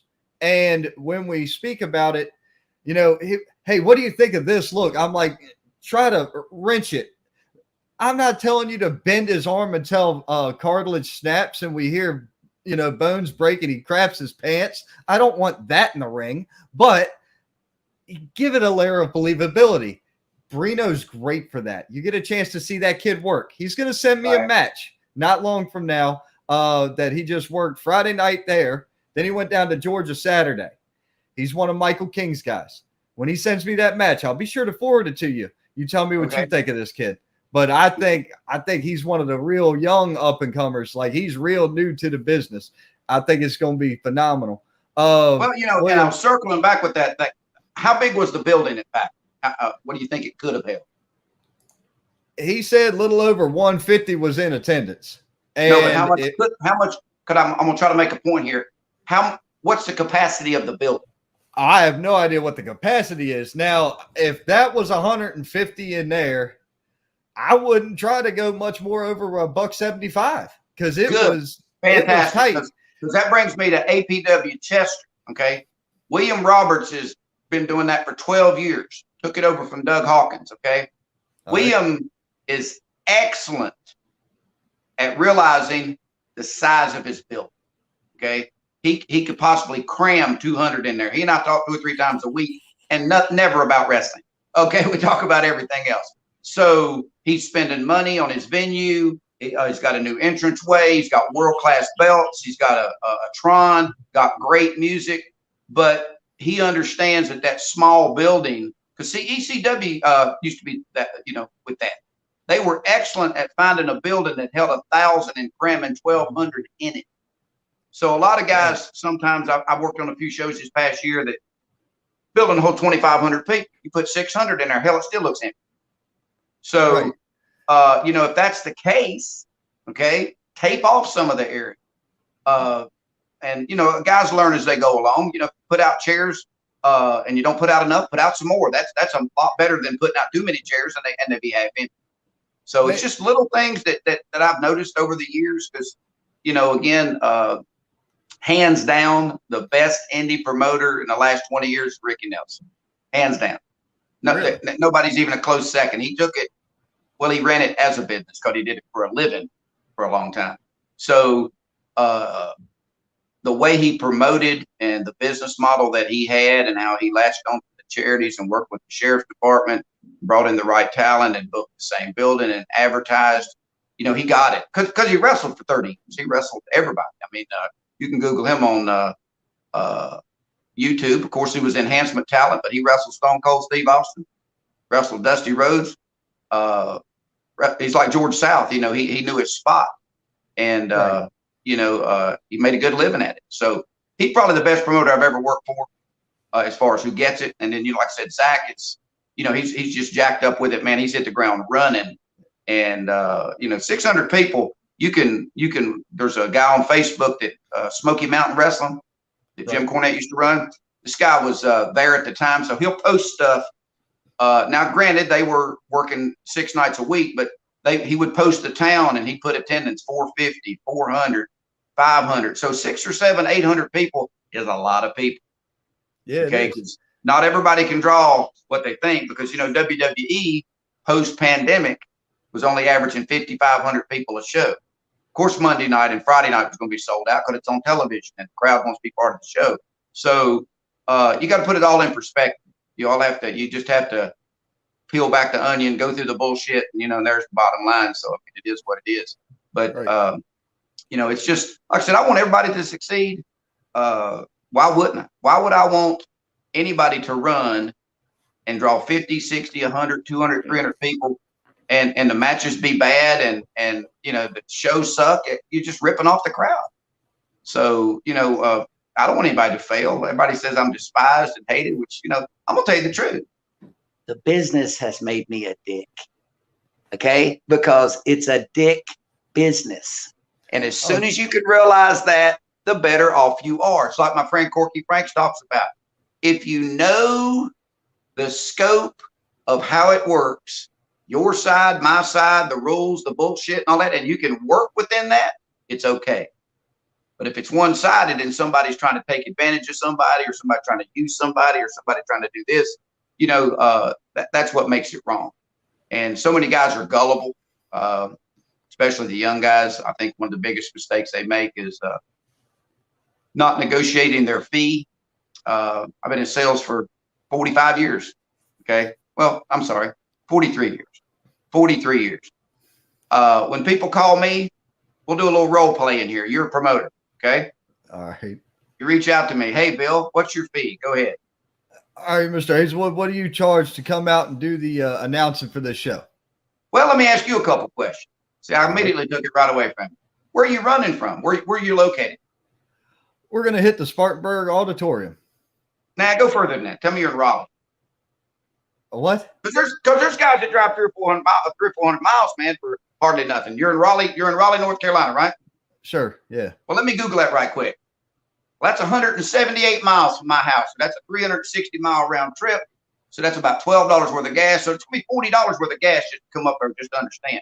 See, at that point, as a worker, if you're willing to go for gas money, that's on you. Okay. So how long you been running? Oh, about 6 months. 6 months. Okay. How many people you draw? $1.25. 100. Oh, wow. That's pretty good, man. Fantastic. You got any sponsors? You tied in any charities, or do you run off the door? Off the door. Off the door. Okay. Well, I've been doing this. I'm going to play like I'm an indie wrestler. Okay. I've been doing this about 3 years. You know, I work probably 25, 30 shows a year. I work for APW Chester. I work for Jerry Bragg, which we all have in Spartanburg. I've worked for Brian Kambrowski a couple times. I normally am a heel. I don't know if it's a heel you're looking for or whatever, but let me ask you this. What do you normally pay a guy with my talent level or my experience? And see, you took the whole argument right away from anything. Person asking the questions is controlling the conversation and selling, and the people answering the questions is being sold. Okay. I've heard guys, and don't be afraid to tell guys. I mean, there's nothing wrong with, if you're willing to go up there for gas money and you can sell 10 or 12 t-shirts, you could ask that. Do you set up gimmick tables? What are you guys doing on gimmicks? Who's there? What are they selling? T-shirts, blah, blah, blah, blah, blah. And here's the thing. Then make the determination whether you want to go. I mean, that's the simple thing. I mean, don't get in the car, spend $60 worth of gas, and then bitch that he only pays you $40 when you got it. Right. Okay. If you're willing to go for $40 and lose $20, that's fine. There's nothing wrong with that. And then that brings me to the next point. The biggest mistake indie promoters make is like when booking a name or a star. Everybody will tell you they can draw. What the hell are they supposed to say? Okay. So the formula for that is twofold. You're the promoter. You're drawing 300 people. Okay. So you're drawing 300 people without the name on the show, right? Right. Okay. Guy wants $1,000. How much are your tickets? They better go up to cover that. No. You can't do that. You can't do that. Right. No, well, you yeah. can't do that. So if you're regular, your tickets are how much? $10? $10. All right. Can the guy A draw you 100 more people to at least pay for himself, and B draw you more people to make you money? That becomes a whole nother topic of conversation, man. Well, it is, and that's a conversation needs to come up, and then a guy will tell you a fee, which is fine. And I mean, if you're well funded and you want to pay that fee, that's up to you. I'm not burying nobody, but negotiation is expected. You just say, man, a guy tells you he's got to be $1,000. You say, man, I appreciate it, but we just don't have it in the budget. We really don't. If you can get a booking for that night for $1,000, by all means, please take it. But if it's a month away from the show where I can advertise you and you'd like to come for $450, let me know. I'd be more glad to give you that. There's nothing wrong with that. You don't think Vince McMahon negotiates these damn contracts? You don't think Tony Khan is negotiating a contract? He just let Cody Rhodes go because Cody wanted more money. Yeah, he's getting ready to let a whole lot of people. Different at the $40 level as it is at the $4 million level? Exactly. It shouldn't be. Exactly. That's exactly my point. So it's just little things I try to teach guys and tell them. And some of them look at me like my damn head's on backwards, and they look like I'm an old gray-haired, washed-up ring announcer. And it is what it is. But I get paid, and I get paid well because I've been doing it for 21 years. And I try to tell guys what I get paid at a certain promotion. Here's why I get paid that. Here's how big their crowd is. This is why I go. And I'll come up with guys. I'll go for a smaller amount to start out with. Well, not small according to most guys, but as the crowd grows, I expect to get paid more. If that don't work, I'll just go back home. Got to share the love. Exactly. So, I mean, it is what it is. The business is what it is. And as soon as you can realize that, there's two types of people in all steps of life. There's givers and there's takers. Why wouldn't there be givers and takers in the wrestling? If there's asshole that works at Walmart and assholes that work at Spectrum, why wouldn't there be assholes in the wrestling? There's assholes that work it everywhere. Exactly. And they got two world-class assholes on camera right now. Hey, don't take my spot, Jimmy Ward. we got a ton of comments. I may pass the asshole torch to you here in a little while. Hey, by all means, I think it was given to me by birth. I'll be honest with you. When I was born into a long lineage of it, is the way I look at it. Zach Thomas says, I book Bill for every upcoming show. Hell yeah, Zach. Hey, look, I met this man my first night ever falling into this thing backwards, and I've had great conversations with him ever since. I learned something every time I talk to him. That's one of the main reasons. That's just one of the many reasons I love talking to the man. My man up in Virginia said the GOATs, the Rock and Roll Express, talking about Hoot and Ricky Morton, Robert Gibson. Robert Gibson, a lot of people don't know this. They know Ricky's running because he's got the School of Morton. Okay. Right. I've announced for Robert Gibson a bunch. He's in Douglasville, Georgia. And you talk about a guy having it. Of course, he's a WWE Hall of Famer. Having it down to the minute. Okay. He has 5 matches and 2 intermissions. I step in the ring at 7 o'clock and I'm thanking the crowd at 9 o'clock. And it does not, and he's drawing 300 people because that's all that little building to hold every time. But also, WWE Hall of Famer. He's not working the show. He's working the door and the concession stand. Right. Okay. Right. But he'll look at me 3 or 4 times, man, and he'll give me the thumbs up or the thumbs down or whatever. And if you don't go home when he tells you to go home, you'll go home permanent. Because he's got that ring torn down and out of that building by 9:30. Because that's the agreement that he's got with him. So, you know, Robert runs. So a lot of people didn't know that. You know, Ricky Morton's doing a great job. You know, which brings me to another thing. And there's method in my madness. Seminars. Ooh. I'm going to give a seminar. And the subject matter is going to be why not to attend most seminars. Don't go to a seminar with exceptions. Okay. Because, and this really got me 3 years ago. Everybody will do a seminar and you look at A, who it is, B, where's he been, C, what has he done, and D, where's he at now? Okay. Because there's some great guys out there. Billy Gunn is at AEW right now, head trainer. Okay. He does a seminar and you're not there, you're an idiot. Okay. But what really pissed me off is these guys will do seminars and their friends will go out there and support their buddies. Maybe they're trying to get the rub and get a booking or whatever. There's hustles in the wrestling business, man. It's a hustle business. It's a work business. So what's a guy who's never been anywhere, never done anything, never drawn any money, always been a mid-carder or less, going to show me in 3 hours that I ain't learned in 21 years? Not much. What's he going to teach me that I ain't learned in 5 years of wrestling? Well, see, it's a network thing. There's nothing wrong with going to a seminar where you can get the rub off of a guy, or if you're as good as you think you are, okay, you can get a booking or whatever. Because, for example, Arn Anderson shows up all the time at Lodi's training, unannounced. You know, how do you think Chase Emery got on AEW? Arn Anderson. That's how that went down. Okay. Okay. Arn Anderson's at AEW.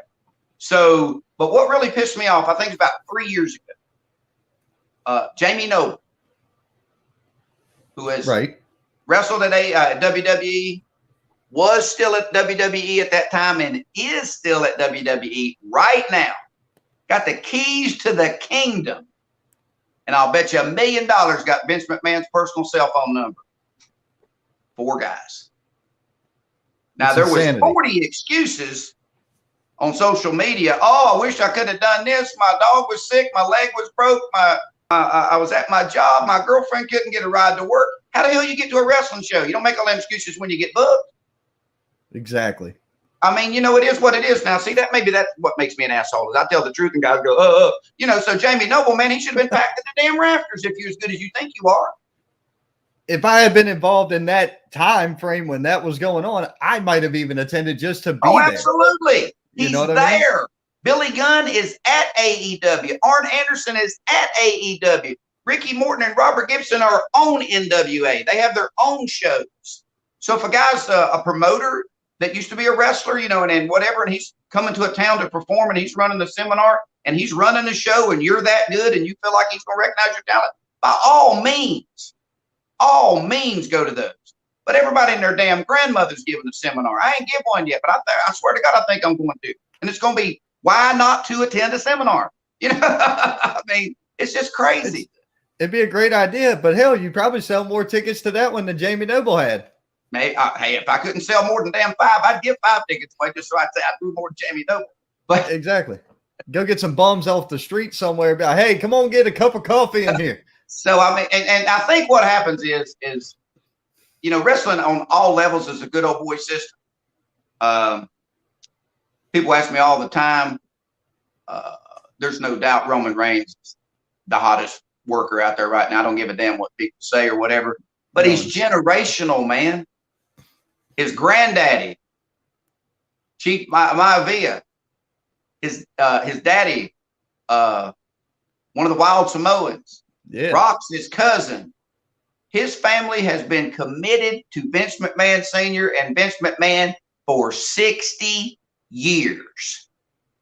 Who the hell else is he supposed to give a push to? Guys will pack their damn ball and take it somewhere else and go somewhere else. They're doing it all the time. And here's what I try to tell people. These guys that lead, okay, who were they before Vince found you and made you who you were? Vince has made about 90% of the wrestlers in the world. So, I mean, you know, it is what it is. And that's the realism of it, you know, now, the exception to that would be guys like AJ Styles, who made their name outside, Kenny Omega, who made their name outside. There's not a great many of them that have made their name outside. There have been guys who have come, gone, come back, and been huge because of that. And I'll go ahead and say Luke Gallows is one of those men, because Festus was going nowhere freaking fast as a character early on. Remember Straight Edge Society? Then he came out as that, and it was like, dude, this guy looks like a monster. Now I like him. You know, it worked. Well, let me ask you this, and again, nothing against anybody you just mentioned. Okay? You're an indie promoter. You get your tax return. You're going to run a show. Okay? You find a building that holds 2,500 people. How much you think Kenny Omega wants to come in? Way too much for my ass. Okay, well, you pretend you're well off. Your damn parents left you a trust fund. Okay, how much would Kenny Omega want to come in? What? Pull a number. It don't matter. 10 grand. Okay. Do you think he could draw you 5,000 people? Not in a only 25. Only name on the card.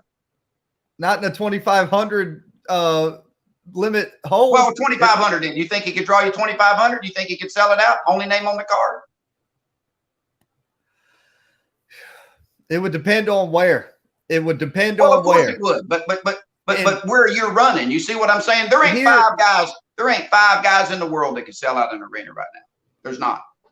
The Rock could sell out an arena. John Cena could sell out an arena. Roman Reigns could sell out an arena. Brock Lesnar. Brock Lesnar could sell out an arena. People say, why does he keep bringing Brock Lesnar back? Because he's making money off of Brock Lesnar. Don't be concerned about what the hell Vince is paying Brock. How much money is Vince making off of Brock? Exactly. And Brock brought that up. If you haven't seen the interview, and I tell everybody this because I've been talking about it since I saw the damn thing. Brock Lesnar did an interview with Pat McAfee on the Pat McAfee show on YouTube. Now, Pat McAfee is, in my opinion, right now, one of the best things about SmackDown's commentary. Michael Cole is a brilliant play-by-play analyst. He's a journalist by trade. If anybody didn't know that, the guy used to work for CNN. He's not an idiot. He's extremely articulate, very well spoken. He's just a great mind. So when you have a great mind, generally a great mind comes with great ability to speak. Right. Now, Pat McAfee is just an entertainment guy, and he does so damn good at it.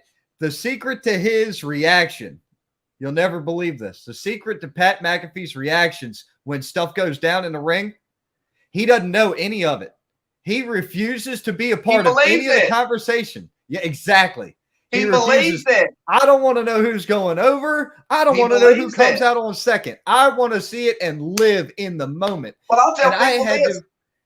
Brock has evolved. Goddamn, they gave Brock a microphone, brother, and I popped for it. Dude. Jesus Christ, man, did come out and did that goofy shit and whatever. But man, I'm telling you right now, I went, look at this. But he evolved. See, Randy Orton said that last year. He said, Vince told him, said, this is your money at this stage in your career. Okay, Brock Lesnar's a grown-ass man and in great shape, but he's not Brock Lesnar 20 years ago. No. Okay, so they put a microphone in his hand, and I went, look at Brock talk. But having Paul Heyman, you don't need to talk. You don't. Well, best talker on the mic right now in the world, hands down, ever. Period. MJF, and maybe he's close second for right now. You know, CM Punk, he's kind of running on autopilot. You know, I'll go with autopilot Punk. I'll go with autopilot Punk, but I'm not going to go putting MJF in second because Jesus Christ, I don't even like Don Callis, but I give Don Callis credit where credit's due. He's been a shady son of a bitch for most of his career, but the guy's done great work, and he still produces pretty good content when he gets the mic. He pisses off more people in the crowd than most people I've ever seen. And some of them it's because they can't hand him. They don't like Vic, they don't like him from his past personas. They don't like him from the past. I could give two shits less about You talking about Kenny past. Omega's guy? Yeah, the guy who's Kenny Omega's but he's not. But he's not a worker. But neither's Heyman technically. Oh, bullshit. Heyman's at ringside. Heyman does the thing, does all of it. Okay. He gets his hands on him. Callis is a good dude right now, but the best talker in the business right now is MJF. MJF for his age, man. I'm telling you right now, he doesn't break character. He pisses people off. They let him shoot a little bit because AEW's guys are kind of doing their own thing. So they're edgy. They're a little edgy. Now, the one thing I will say about MJF is this: for his age, he's phenomenal, no doubt about it. I got no qualms there. The way I compare MJF is like this. MJF to me reminds me of Mick Foley, but a heel Mick Foley. Mick Foley always went out for the cheap pops. To me, MJF is the cheap pop heel. He grabs the heel comment off of, instead of, oh, I'm so happy to be in Columbia, South Carolina. He goes, look at this shithole, in the same thing. Does it work? It works. I'm not denying it works. That's it. Don't pick it apart. Hell, it works. Maybe you don't like it, but it works. Yep. Now we're going to catch up on a couple of comments. Wrestle it all, but this worked. Hey, brother. So I mean that worked. All right. Now I will argue on that one because Hogan in Japan was fan freaking tastic. I went back and watched the shit he did in Japan, and I love it. That's because he was working with guys that could carry his big ass. So you're saying that nobody in the States could carry him? So there was no wrestlers in the States? No. Hulk Hogan's had some phenomenal matches, but has Hulk Hogan had some shitty matches? Oh, yeah, definitely. Well, why do you have shitty matches? Because he's working with somebody that's subpar underneath him, so he should do the carry. Oh my God! Now you're talking about nerve. So I mean, that's the key. You've heard you can work a broomstick. Did you ever see Bobby Eaton have a bad match? Not to my knowledge. There you go. I was at the Legends Fest one year, and again, not burying anybody, but Steve Kern stepped up to the mic, and they were giving out awards and all this other stuff and everything. Ric Flair was sitting in the front row. Harley Race was sitting in the front row. Ted DiBiase was sitting in the front row. Everybody that was anybody was there. Bobby Eaton was way in the back. Steve Kern said, man, I get asked this all the time. Who's the best guy you ever worked in your life? He said, hands down, Bobby Eaton. He said, he's like watching the wind blow. Bobby stood up and went like this and sat right back down. And everybody in the room, including those names, knew it. Yeah. Now, we're going to catch up on some of these comments real quick because we got a boatload of them pouring in today. William Rollins. Am I selling the place out? I'm going to Ricky Morton. Man, I'm getting the rub. I'm getting the Bill Hazelwood shine, man. That's what's going down. William Rollins said the building that we're working in Packland could hold 250. So that's not bad. No, then their goal should be to pack 300 in there. Watch the dynamics change. Because if they 150, okay, they need to adjust the building where it feels like there's 250 in it. You see what I'm saying? Put the curtain a little closer, just adjust to the demographics. And then if the building holds 250, cram 300 in it or 260 or whatever. I mean, that's the big mistake I see a lot of guys make, it's booking the big buildings and hoping, because hope ain't a strategy, hoping that they're going to sell it out. But on the indie scene, on the smaller level, the smaller funded promotions should do that. Give them that big building feel in a little building. Because what's my favorite saying? 5 feet from the ring, 10 feet from the balance. Okay. Exactly. People go to Columbia Monday night. That's cool. But 10,000 of those people will be watching that Tron over the ring because they 850 or 900 feet from that damn ring. They have to watch it with binoculars. Okay.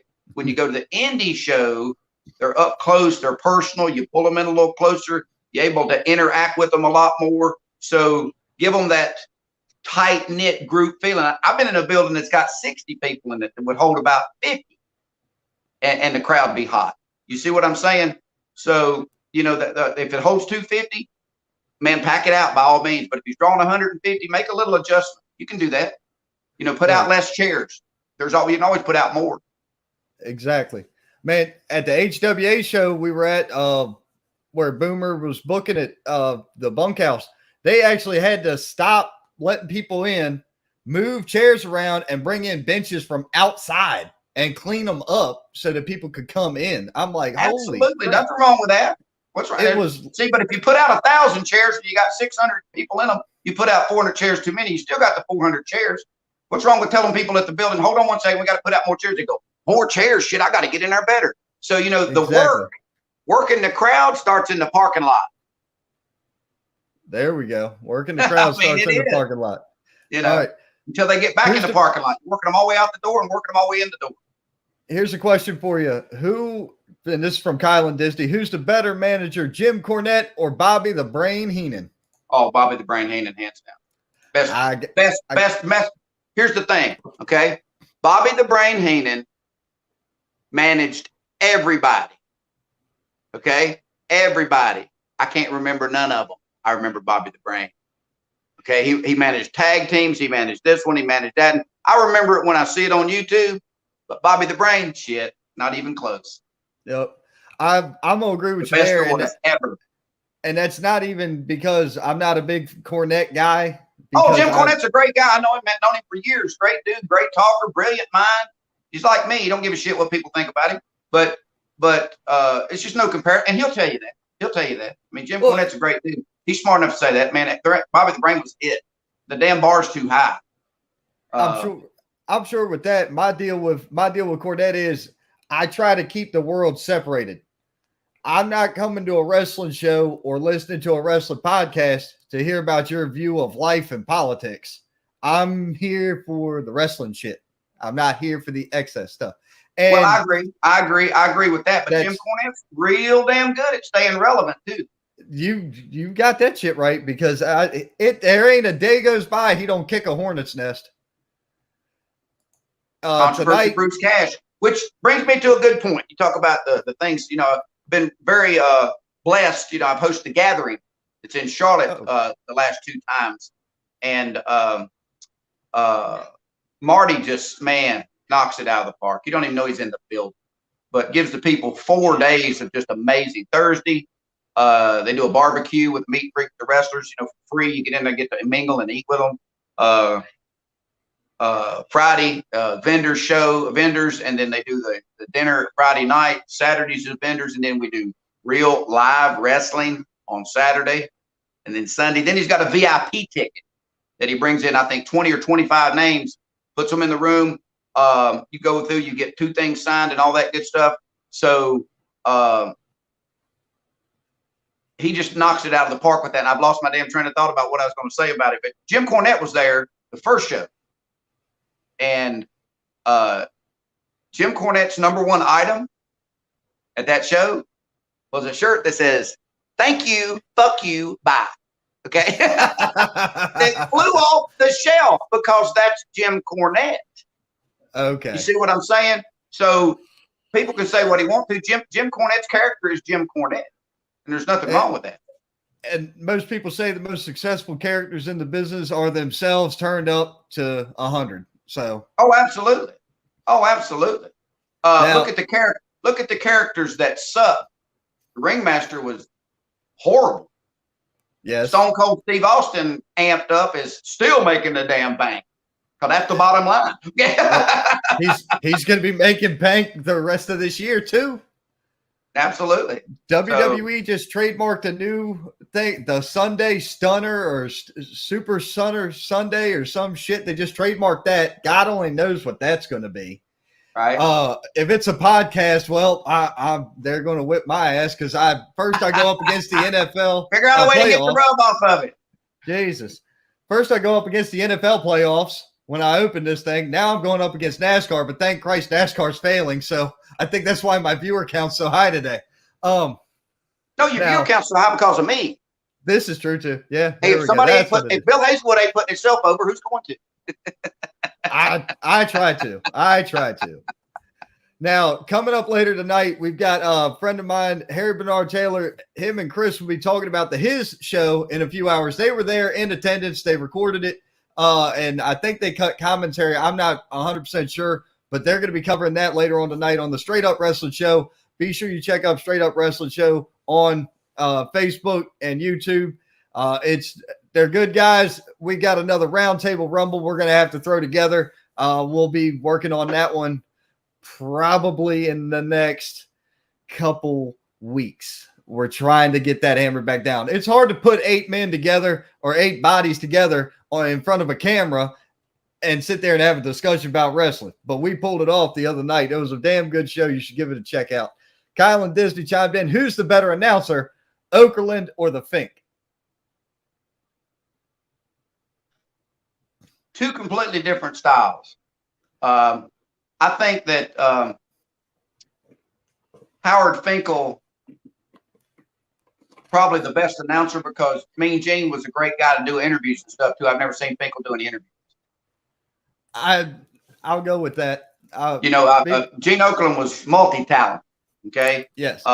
If you watch the bloopers and some of the stuff they put out and how he can carry a damn interview, because a lot of guys need to be carried. Okay. Yeah. He puts the talent over. So I've never seen, and maybe I'm wrong, but I've never seen. Somebody told me that Howard Finkel was employee number 1 when Vince bought the thing. He brought Howard in and he promised him a job for as long as he wanted to be there. So it's talking about two different things. You see what I'm saying? I agree. Finkel could announce, but I don't think he could interview. Gene Okerlund, I think, was more multi-talented. I'll tell you who's a great announcer. Vince McMahon. No, yeah, Vince he McMahon. was. Vince McMahon. For the first 1 or 2 or 3, until the third one, I think they exposed it. People didn't know he was the owner. He was the commentator and an announcer. Vince McMahon, a phenomenal announcer. I like his commentary work. Yeah, he was too. So I mean, and to that point too, on TV, these guys are already stars. They got the girl standing there, or the guy standing there, or whatever, and all this other stuff. On the indie show, again, I'm circling back to that. Assume they don't know you. If you don't think an announcer is important, don't get announced when you come out. Come through the curtains. Okay, don't get on the stick. Okay, don't tell them you're a heel. Don't get announced, and see what kind of reaction you get. Now, one person that I like to mess with in the ring, we have a great time. Michael King. Every time he brings one of his guys, because he's got a faction, King Enterprises. Okay. Every time they come out to the ring, Michael takes the microphone. He's their manager. This is his deal. He takes the microphone and he announces them. The ring announcer does not announce them. Right. Well, at his Pro Wrestling Friday night, when we were there and I'm walking out the ring after, announcing the current heavyweight or the current champion for his pro wrestling, Jet Morris, I get out the ring and you don't even need to announce him. He's not even worth you announcing. He's telling me about Jet Morris. Right. And without missing the beat, because he said that loud enough for all the people around us to hear it. I said, the moment you sign my paycheck is the moment you tell me how to announce somebody. And I walked right past it. And the people ate it up. Now, when we got the back, we laughed our asses off.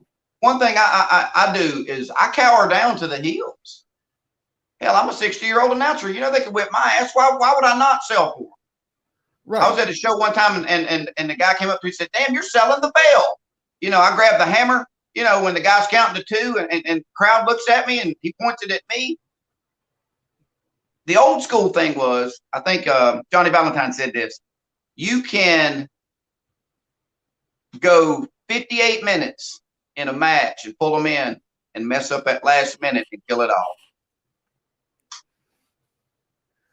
He ain't wrong.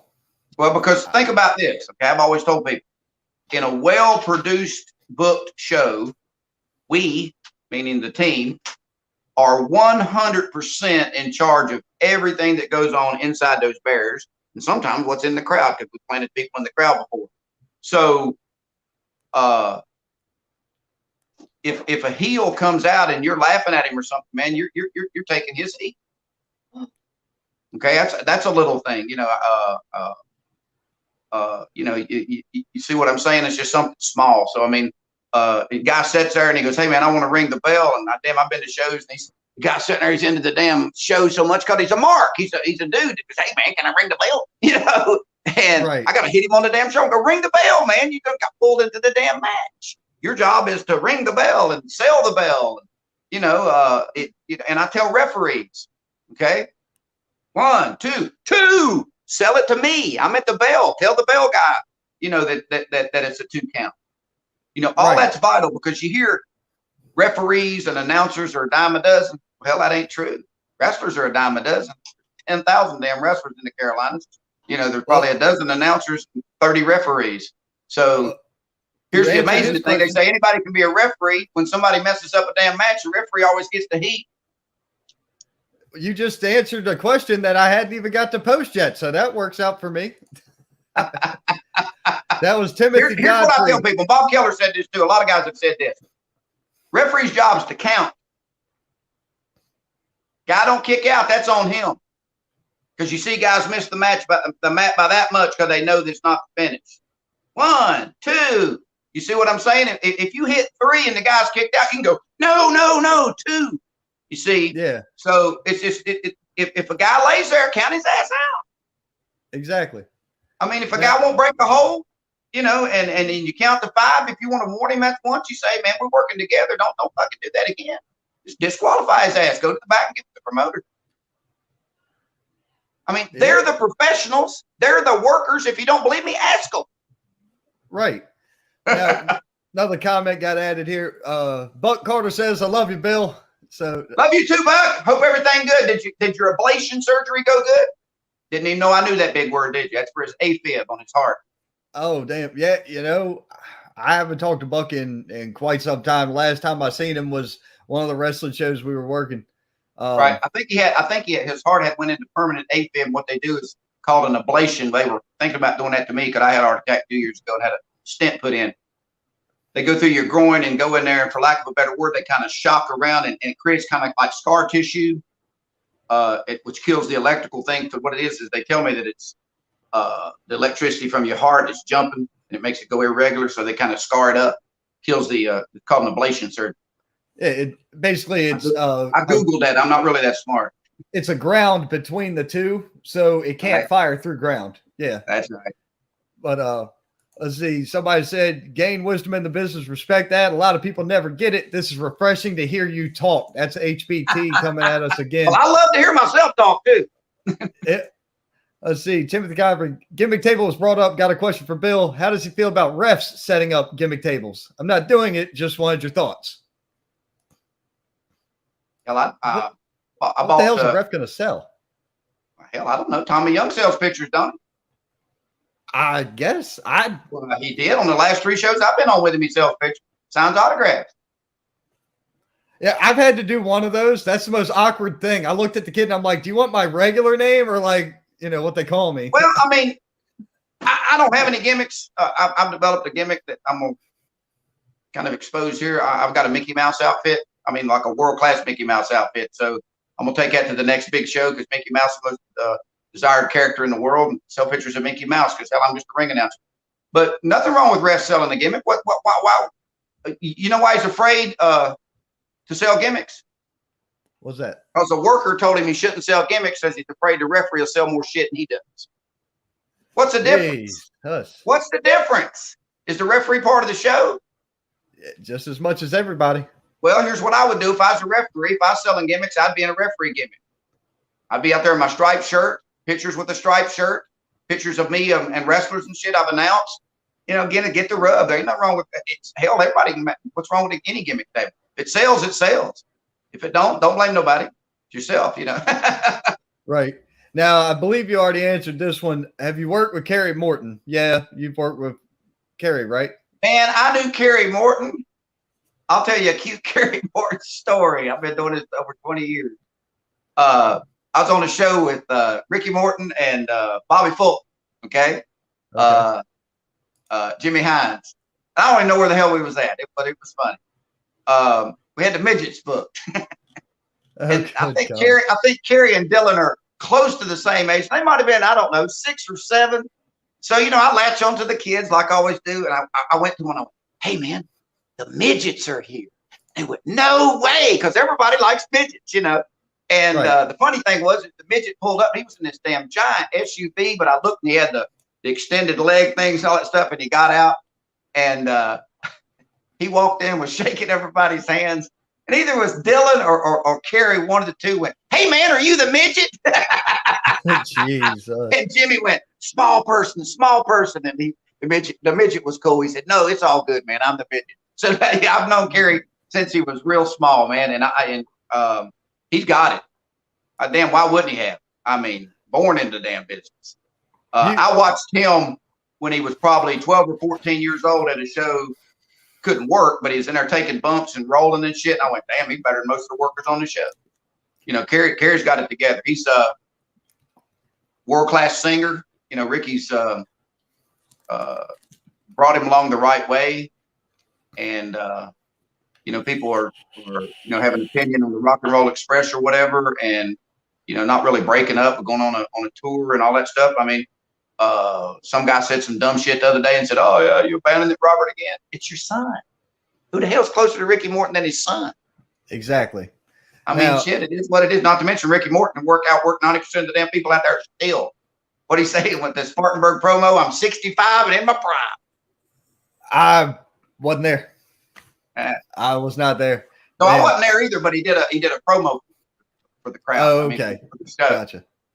Now, new question is, where will you be next? That's coming from a cat out in Norfolk, Virginia. Oh, next Saturday, February 20. What is it? What's next Saturday? Look it up, Ron. 28th, 27th. 27th? All right. Hendersonville, North Carolina. And I didn't mention those little guys. Uprise Pro Wrestling. I'm sorry, I've got everybody written down. I'm not trying to slide anybody. Uprise Pro Wrestling. Hendersonville's always been a good little town. They're drawing 150, 160 people in the Armory. Hot crowd, good booking. The guys get it. So I'll be there next Saturday. Then March the 4th, I'll be in Matthews at a little event that PWF's putting on, but it's a vault show, so to speak, for like the town.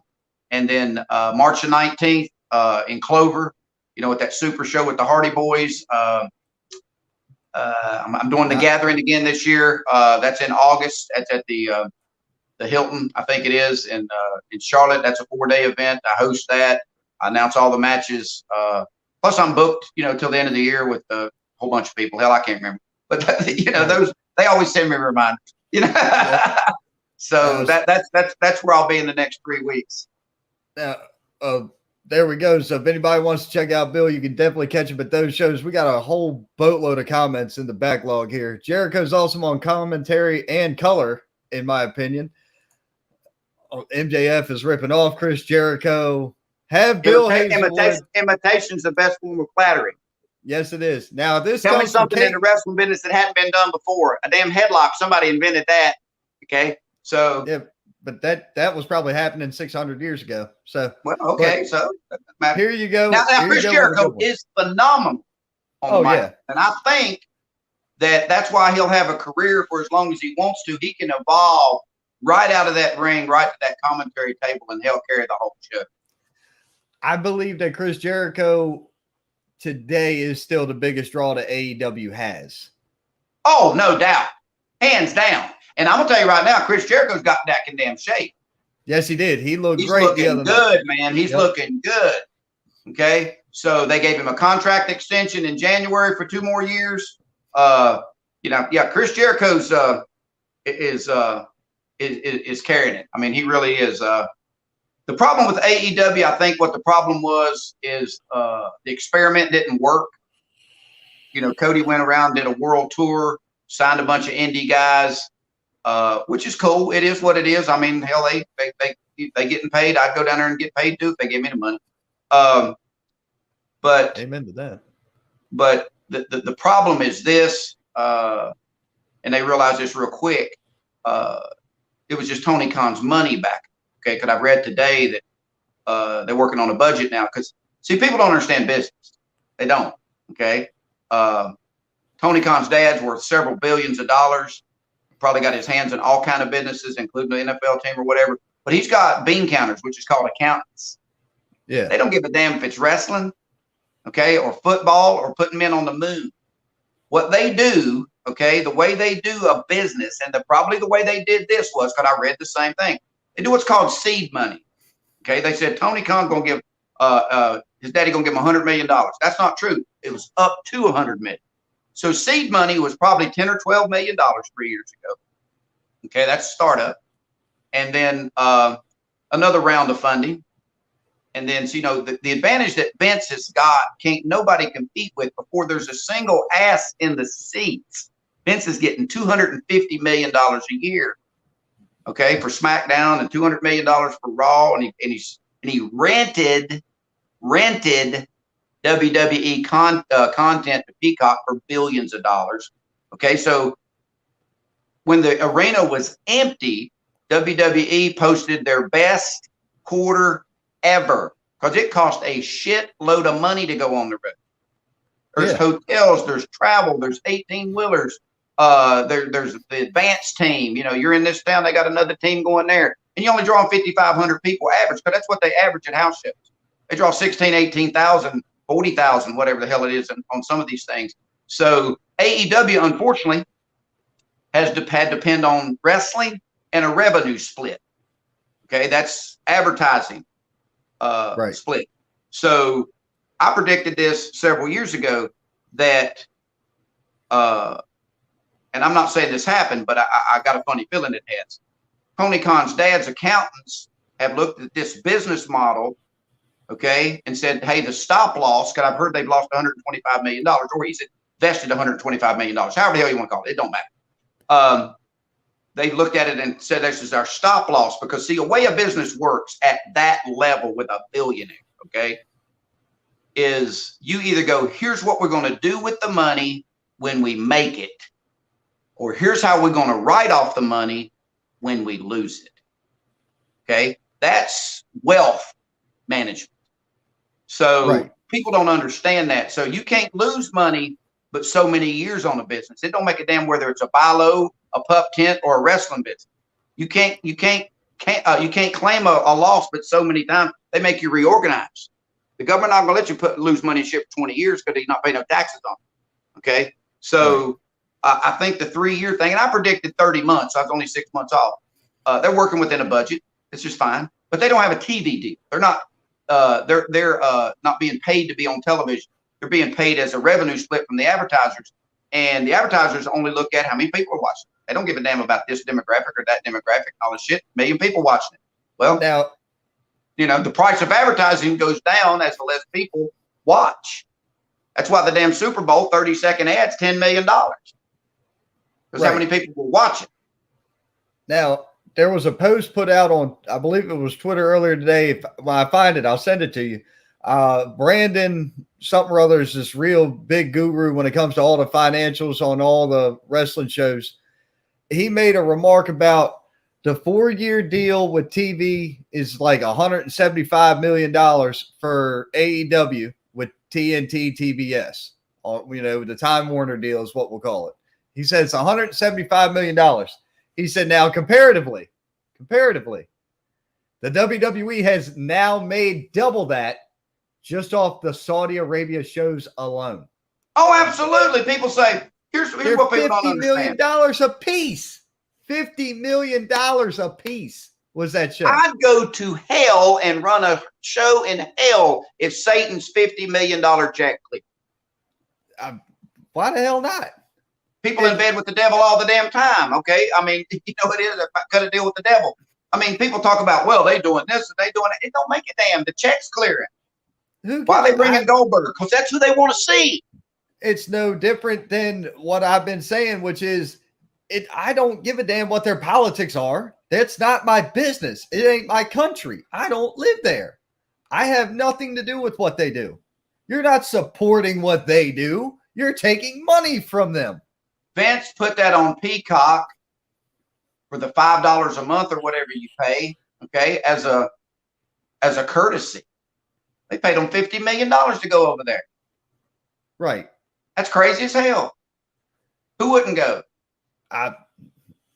Where's the pencil? Where's the pen? The person that's knocking the damn comments, putting the comments and saying, "Oh, they don't," they would go. That's not what I tell people about COVID.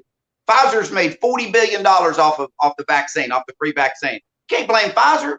You take $40 billion, I take $40 billion. Hell, who would? You ain't lying. I mean, so, it is what it is. So, you know, again, I think that social media, it appears that a lot of people are bitching, but it's really not, because, you know, Triple H did a promo about that like in 2016 and made fun. You know, I'm going to get on social media in my chat room and blah, blah, blah, blah. They don't give a damn. They don't care. No. Now, WWE's only obligation is to their stockholders. Exactly. I actually just got out of their stock recently too. Right. It was time to get away from stocks for a little while. So I just did that in general. Like, it wasn't just WWE stock. I don't want anybody thinking that ain't the only stock I held. I dropped every. Is that why the price dropped? You dumped those 40 million shares? No, you think I got that kind of money? What the hell would I be doing sitting here like this? Jesus, I'd be running a show if I had that many shares. Trust me.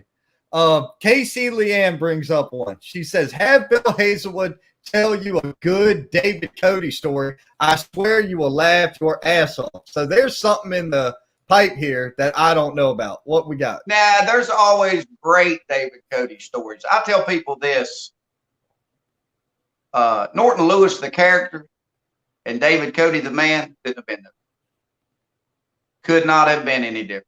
I mean, David Cody, his heart was big as a whale, man. I mean, it really was. But David Cody was outspoken too. I mean, in the dressing room, how was my match? It was fucking horrible. You know, guys would look at him like he's crazy. Okay, but it was. You know, I try to tell guys. People say, "How was my match?" I go, "Did you hear the crowd?" They go, "No." I go, "Neither did I. I'm paid to be here. You don't have to pop me." So, you know, we've traveled up and down the road, and me and David have laughed so much at shit of workers and stuff like that. But I got him a scooter. I think it's a couple years ago. You know, when his health was failing, and I took him to the. I'll get emotional just telling you this. I took him to the Bobby Eaton benefit show, and he wasn't sick for them 2 hours. He wasn't, man. He was right in his element. He was marking out. He went Facebook Live. Me, him, and Stephen Fry, you know, did the 3 asshole post. You know, it was what it was. But, you know, there's a lot of fun to David. David Cody was just funny. I mean, he was funny as shit. I mean, and what it was the truth. He would, it's like Bill Cosby said, you don't tell comedy, you tell the truth. The shit's funny. Yeah, so. You're not wrong. But on a thing too, you ask any of the young guys when David put a match together for somebody or booked a card, he went down the thing and explained why you should do everything. It's like I tried to explain to those young guys Saturday night, and they got it. Pretend there's 5 matches on a card. Okay. This is why people bash WWE or bash AEW or bash a star or whatever. Nobody ever in the history of pro wrestling pleased 100% of the crowd ever. And it's never going to happen. Okay. So it's like the circus. Some people go to see the elephants. Some people go to see the clowns. Some people go to see the trapeze artist. Some people go to see the juggler. So if you've got 5 distinctive matches, and David was a genius at doing this, you need to have 5 distinctive different matches. Okay. That's a good thing that Zach Thomas is excellent at. The last show we ran at Clover, there was 1 match that had high spots. Okay. And it was the kid with the hair, Cameron Cross, and Elijah Proctor. And that made sense. It was 2 small guys flying around. So he was really, really good at getting that point across to guys. Okay. Because the joke is, like, if a guy gets color in the first match, what the hell's the second match going to do? Guy leaves the ring. Okay. Do you know who Angelo Papa is? Angelo Papa. Macho Man Randy Savage's father. Oh, okay. No. All right. I thought Jay Eagle told me he had a wrestling promotion called ICW, Intercontinental Championship Wrestling, long before you were born. Angelo Papa would explain to guys how the show was to build. And of course, the build was main event. Randy Macho Man Savage getting all the shine. So you go out of the ring on the first match, you didn't come back. You didn't. You did a high spot on the second match, you didn't come back. It's supposed to build to the main event. That's why they call it the main event. So David was excellent at explaining that to guys, man. There's nothing wrong with being the curtain jerker, okay? Because we were all the curtain jerkers. So here's what I need you to do: set the pace. Because the most important match on the show is the first one and the last one. Right. Okay. So that was what he was doing. But when David Cody went into Norton Lewis promo mode, boy, he could talk more shit in Chinese radio. I mean, he really could. As far as telling guys off. So I miss him a lot, man. I miss him every day. He's a great dude. We talked a lot, especially when he was sick. I think he's 1 year younger than me. Damn. So, that I'm 60. I turned 60 on Valentine's Day. When my dad was 60, hell, I thought he was near death. I thought, damn, he ain't gonna last much longer. My dad's still alive. Jesus. And I'm 60. So, David Cody was a unique guy. He really was. He had some demons that he was chasing, but was chasing him. But all of us do. But you guys, any of the young talent but he didn't have to take the time to tell these guys shit. He did. Guys come up. How was the match? It was all right. Leave me alone. It is what it is, and just don't book a guy anymore. He would tell guys in a nice way, or he'd ask, "Why'd you do that? Why'd you do this? Why don't you try it this way? Why don't you try it that way?" And it worked. And if you don't believe me, you can ask those young guys and they go, "Wow, he really did." So I mean, that's the best example I can give you. I don't know a funny story because we laugh so much shit all the time. We laughed from the minute we got in the car till we got to the show, did the show, and then laughed on the way home. It's about dumb shit, not about wrestling. So gotcha. Now, William Rollins thanked you for some statement about 30 minutes ago. That's how far behind on comments we are. We're about a half hour. I'll shut up for 4 or 5 minutes. Go ahead. School of Morton live at 5:05. But yeah, School of Morton's some good stuff to watch. Christopher Burton says, "Hey Bill, aka the fastest mouth this side of the Mississippi." Jesus Christ. Wesley's the Cornet guy. That's cool. Somebody said NASCAR's good today. Wouldn't know. Haven't watched it since before. Hell, I don't know. Mark Martin went to the Viagra car. I think the problem with NASCAR now is that they've evolved, just like Tom Brady and the overpaid NFL players. I tell people the Super Bowl was multi-millionaires. Okay. 22 multi-millionaires fighting over a leather ball. That's all it was. Okay. Right. It's like going to a wrestling match. Some people want to boo and some people want to cheer. Right. Mm. Back in the day, just as many people showed up to watch Richard Petty spin around and hit that damn fence at 170 miles an hour and show up for the wrecks. Okay. Now all the cars are safe. They're keeping the drivers safe because somebody told me this, that, what was that guy's? Earnhardt? No, Tony Stewart. Oh, Tony Stewart. Or Michael Waltrip. I think Michael Waltrip was sponsored by Aaron's Rental. David Cody told me this because he used to work for Aaron's. Aaron's gave him $150 million a year. Okay. They say that, maybe I was wrong about that number, but they say that the average NASCAR team has got 100 employees. Just the guys that show up the pit crew. There's 60 or 70 guys back in the shop. And all. So these guys are companies. Okay. Right. So that's why it's become real boring because they just going in a circle now. They're bumping, they're doing whatever. They got a stage now. They've had to change it up because you're not old enough to remember this. Well, maybe you are. Bristol, Tennessee, people used to leave their tickets for NASCAR in their will to people. You couldn't get in there. It was sold out all the time. No, I have heard about that. And season ticket holding, even for things like the NFL back then, when I was a kid, was still left to people.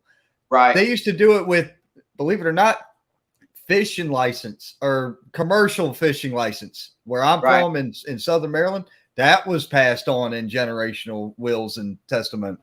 I mean, that's crazy. Scott Larson says, Bill will put butts in seats on a show. I mean, yeah, the grass is going to grow too. I mean, I can't draw anybody. Maybe I can chase some people away. Brino Roy said, I think both of them in their respective roles made you remember you're watching a sporting event. It made it feel legit. I think he's going all the way back to Mean Gene Okerlund and Howard Fink, which I personally, in my book, Howard the Fink is the greatest announcer of all time, hands down. The first time they ever asked me to announce a wrestling show, I'm like, well, shit. Okay. I went and watched Classic Howard for. Well, now Howard Finkel was a Madison Square Garden guy. Yes. You know what I mean? He was that kind of guy that would drop from the ceiling, and Madison Square Garden's got its own sound. You know, that's why everybody says it's the mecca of whatever, regardless of what it holds. It's that sound. If you've ever been in there, it doesn't sound like any other arena. So he was a Madison Square Garden guy, and there's been a lot of different guys. It's just like saying, you know, everybody jokes about it, and I'll get some heat for this shit for sure, that Michael Jordan's the GOAT. LeBron James is the GOAT. You know who the GOAT is? Bill Russell. Bill Russell won 11 championships in 13 years, brother, with the Boston Celtics. Ask any owner and ask any fan. What's the most important thing? Winning championships. Okay? I took more shits in the back room than you did, so I'm the best shitter in history. That statistic is meaningless. All those other stats that they're trying to spin around and say that Jordan's the GOAT, everybody else win more than 11 championships, and I'll shut the hell up. Because if you didn't see the video, you need to go back and Google it, okay? Bill Russell in 2016 had 5 superstars, and I can't remember who they were, at the Hall of Fame on the stage.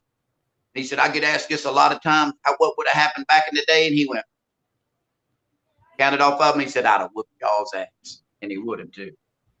There so you got to put all of it in perspective. Howard Finkel was a Madison Square Garden guy. Michael Buffer is a boxing guy. Jimmy Lennon Jr. is a boxing guy. The best announcer right now in the world is Bruce Buffer. Bruce Buffer, because he's making the most money. Yeah. I'm not gonna say I try to emulate him, or I don't really try to emulate anybody when I go out there. But if I'm excited, I'm gonna sound excited. And when I sound excited on a microphone, it's gonna make the crowd go, oh, wait a minute, do we need to pay more attention? That's what I go for. That's me. Well, you know, Bruce Buffer's animated. Yes. What I try to be. I mean, I tell everybody stole the shit from me. I was around before he was. Bruce Buffer and Michael Buffer never met until Michael was like nearly 50 years old. They're half brothers. Okay. Okay. So Bruce got with Michael and said, man, you're not branding yourself. You're just standing there in that ring and announcing. So they immediately trademarked, let's get ready to rumble. Okay. Right. Started doing merch and all this other shit. So Bruce is doing the same thing. Bruce Buffer's got his own poker room, I've heard, in Vegas. He's a big gambler. So Bruce Buffer is unbelievable at marketing Bruce Buffer. And he is the voice of the UFC. I mean, they've got that other guy that does it when it's on TV for free, but on the pay-per-views, man, he's the shit. I heard he got $500,000 of pay-per-view. Man, I don't know. Now, this came in from Michael King. He's talking about me. Outstanding at showing difference to the heel. So yeah, I try to cower away as best I can. Somebody like Jackson Sane gets in there, and you know how he crawls across the ring. Oh, Jackson Sane, I get out and lean out the ropes in the indie business. I run from him, all that stuff. I mean, Jax is, man, I'm a big Jackson Sane fan. I mean, I really am. And Jax, out of character, probably the most humble guy in the world. Dude, I talked to him on the phone for 2.5 hours. Right. And the running joke was, I have a headache for listening to him scream and laugh for 2.5 hours. But realistically, we spent 2.5 hours talking about character and change and development. Jackson Sane started that independent film as the damn joke. Exactly. And I mean, that's pretty damn cool, you know. Yep. Rob Keller and Chuck Sloan and all them cats, man. People, it's a great piece of work. I'll have to find the link on YouTube. Guys, I'll share it on this page. Trust me, I've got a ton of shit to share tonight on The Real Wrestling Community. I've got a ton of stuff to send to Mr. Hazelwood this evening as well. And now here you go. Timothy Godfrey agreeing with you. Amen. I never stopped my count, going back to when you were saying the shoulders are down. Keep on counting. Brino said start selling whistles for the referees and smelling salts. There we go. That'd be a pretty good gimmick. Water gun, squirt the guy in the thing. That's it. Yep. Man, I'm telling you, that's one kid you're gonna see and hear that name a lot. Brino Royce. Mark my words there. He ain't lying. A worker had told me it doesn't look good at an event for a ref to sell the gimmicks. Well, hey, look, Timothy. Was that a referee saying that? That's Timothy Godfrey. Yeah, he's a ref saying. What did he just say?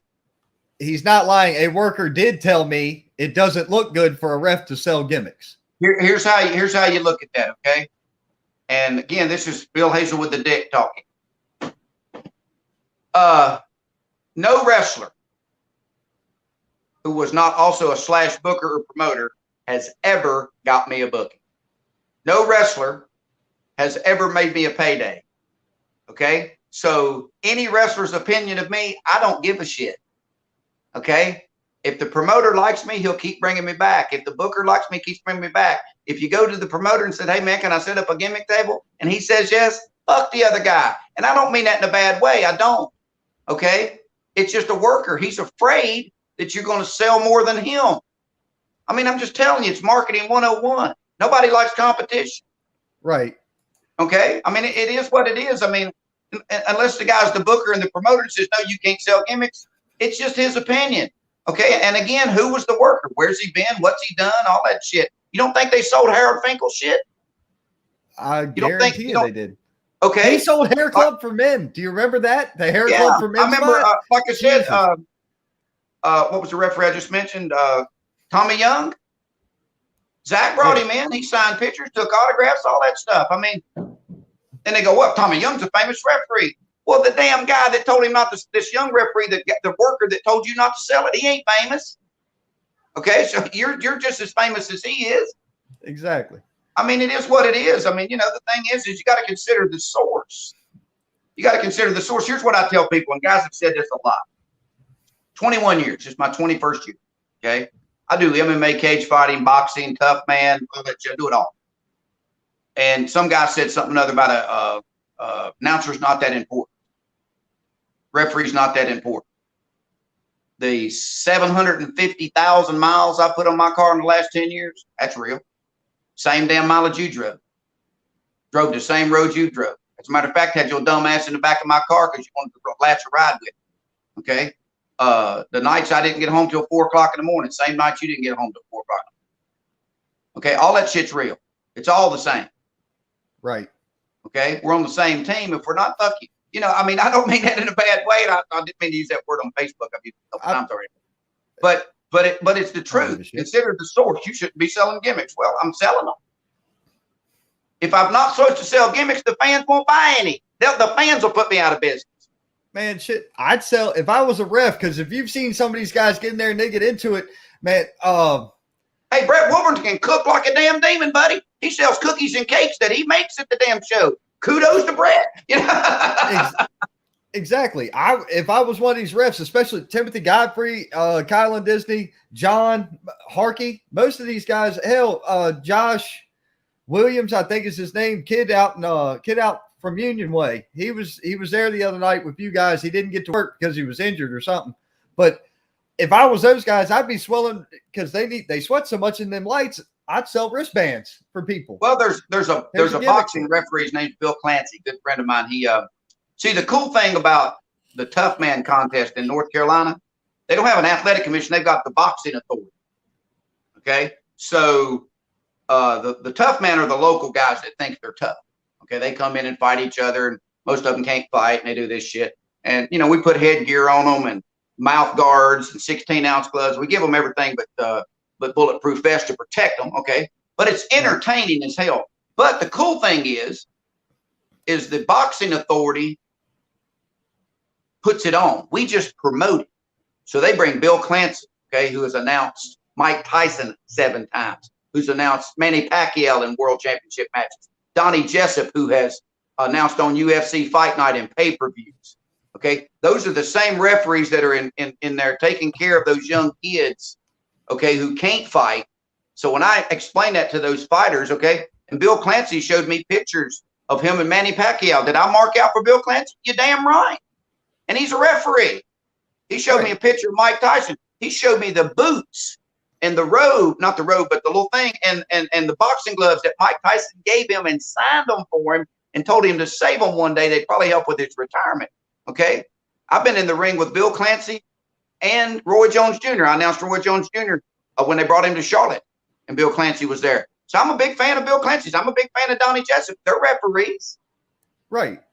And here's the damn thing about it, okay? I don't know who this worker is, but I guarantee you, if he goes to a UFC fight, he kissed somebody's ass to get Bruce Buffer's autograph. And what's the other guy? Big John McCarthy. Oh, yeah. He'd get a picture with him. He'd pay for it, too. What the hell's the difference? You're both on the same level, man. Don't put yourself above a referee. That's bullshit. Now, you got here, Christopher Burton states, Bill, everything he said is good as gold. A lot of people need to take heed to the words and jewels you are giving out. Man, look, I've been waiting.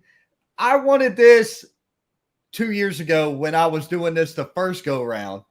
I've always loved talking to Bill. So, ladies and gentlemen, if y'all didn't know, this would have been the one to start off my Legend series that I was toying around with the idea on Patreon of doing Legends only. Legends? Is that an old guy joke? No. People who are been around the industry and are influential and have been an influence to this business. Guys like you, guys like George South, guys like Vernon Deaton. I'll throw a name that you ain't heard in a while. Vernon freaking Deaton. I got contact with this man. I would call him in a moment, and I would That's the guy that played Thunderfoot, Superfoot. That's Joel Deaton. You're gonna have to excuse me on this because you're going back to the years I was born, and I had to go YouTube this shit. Okay, so I had to go YouTube it to find it, but I wanted to do a series where I took just a legend, just me and them, no fans, no comments, no nothing. A sit down interview like we're doing, but record it and then sell it on Patreon because I feel like a lot of the things that you say, a lot of the things that a lot of these guys they've lost more information than the New Age owns. No bullshit. They've lost it. If they could buy it for $1. Right. Well, and again, not putting myself over, and I'm not going to drop any names or whatever, but I'll tell you, I've had promoters reach out to me and ask me about guys, and I put them over and say, hey, man, you need to book this guy. Marty's done that. Marty's from New York. Okay, he's not from here. The guy that runs the gathering, he's from New York. So he comes down, does a hell of a job, does a thing on Facebook, the live signings, just a phenomenal guy. He's asked me about lots of guys. Okay. And I've gave him my opinion. Ain't nothing about political about it or whatever. And if you've came to the gathering and you've seen those matches, 4 or 5 of those matches, man, wouldn't have happened if Bill Hazelwood hadn't given a thumbs up. Okay. Yeah. So, and it's guys that you think I would have heat with, which is bullshit. Okay. Because everything I post on Facebook is 100% for my entertainment. None of that shit affects me. Okay. None of it. I don't care. Okay. I'm 60 years old. I got a good career, got 3 cars paid for, got a beautiful home, all that good stuff. None of that shit. If what you're saying or what you're doing ain't affecting me, I don't give a damn. To each his own. I love screwing with people. I love pushing their buttons. I love seeing them melt down. Right. Okay. I've never put anything on Facebook that I wasn't smiling or laughing about, even if it was a so-called serious topic. Now, I just love fucking with people. You know. Hey, I do too because it's funny. Now I've gotten away from posting a whole bunch of crazy shit on Facebook because I'm real opinionated, as is everybody. Well, the cool thing about that, I got the advantage of I don't have an employer that I got to answer to. It ain't even the employer. Everybody control my shit and who they gonna tell. You know, I tell them to call, give them my phone number, and the phone rings, and I go, CEO Bill Hazelwood, I can help. You know what I mean? So I mean, when you get to the level of Corky and I talk about this all the time of financial freedom and working for yourself freedom. The give a shit meter is gone. There is no give a shit meter. I don't give a shit. I didn't give a rat's ass when I worked for the Department of Defense, and I would talk shit about whatever I wanted to, whether it had to do with our government being a bunch of screw ups or not. That's right. That I don't, the employer part's the employer part. I don't give a shit about that. It's more like I have so much other shit to do. I don't need to deal with the debates on Facebook. I just don't need it because I don't need to hear that I got to pay for somebody's therapy. I've been told that once, that I needed to pay for their therapy. I'm like, bitch, you need to get a proctologist to get my foot removed. What I did one time is I realized this, that people don't communicate like you and I are communicating anymore. It's all by text or Facebook and all this shit. Yeah. If you put something on there, you got to put that smiley face so they don't think. And if you put it in all caps, you're yelling. How the fuck do you yell by typing? You know. So so I'll find people and I'll tell my girlfriend I done hooked somebody, and she go, oh my God, here you go. So I'll mess with them for as long as they want to be messed with. I mean, even some of the boys, you know, there's guys out there that can't stand me, and I ain't got no ill will against them, you know, but I call the bullshit when it's bullshit. And I go, you know, because the truth hurts. The shit, let's see. I got a phone call from a friend of mine, been friend for 20 years. His wife is crying and upset. I'm like, well, what's that got to do with me? Take her out to eat or something. I don't know. Well, it's what you said. Did my words that were accurate information hurt you that bad? Well, damn. I didn't know you had such delicate sensibilities. But you had problems. It's like Joe Rogan said on his podcast. This is why people got pissed off at the COVID thing. First of all, the guy that was on there was on the team that invented the vaccine. Okay, and he warned everybody and all this other shit. Joe Rogan said this, and this is verbatim pretty much. He said, look, if you've drank like a fish, smoked like a train, and are way overweight, you're fucked anyways. He said, you're going to die of something. He said, but all of a sudden, you're health conscious and you want me to wear a mask to protect you. Here's what I tell people. And again, this is not anti-COVID. You want to get a vaccine? Get a vaccine. Oh. Okay? Oh. It don't make a damn to me. But here's the first thing they told people. If you're that worried, stay home. Yep. Okay? I get pictures from people all the time because they know my feelings about this. They'll show me a picture of an old person in line at Lowe's at the garden department with a mask on holding a house plant. You're risking your life. In your mind, you're risking your life to go out and buy a damn house plant? That you're not going to water, it's going to die anyway. Well, you see what I'm saying? So, I mean, it's all bullshit anyway. None of the shit's real. None it's of all it's real. perspective. Wrestling ain't real. The COVID shit ain't real. The numbers ain't real. NFL ain't real. None of this shit's real. It's all it's all entertainment. It's all a farce. Life is a work. Yes. You're either working somebody or you're getting worked. And as soon as you can figure that out, I've been in the business so long that even on conversations that have nothing to do with wrestling, I always go, who's trying to get the rub off of who? This is very true. What we're going to do is, because we're coming up on the 2.5 hour mark here. Oh my God. No, we're not. Jimmy Ward talked to you for 40 minutes. No. As in the show in total said 2 hours and 30 plus. Yeah. I got you. Jimmy Ward talked to me for 40, just over 40. You're right. Now we're going to catch up on some comments and we're going to get down to Ric Flair. Oh God. We're going to go into Ric Flair. So RIP, beautiful Bobby Eaton. Hell yeah. I agree to that. Randy's brother was also a great wrestler, the genius Lanny Poffo, of course. Right. Let's see. KC said he was 57 when he passed. He's talking about Mr. David Cody.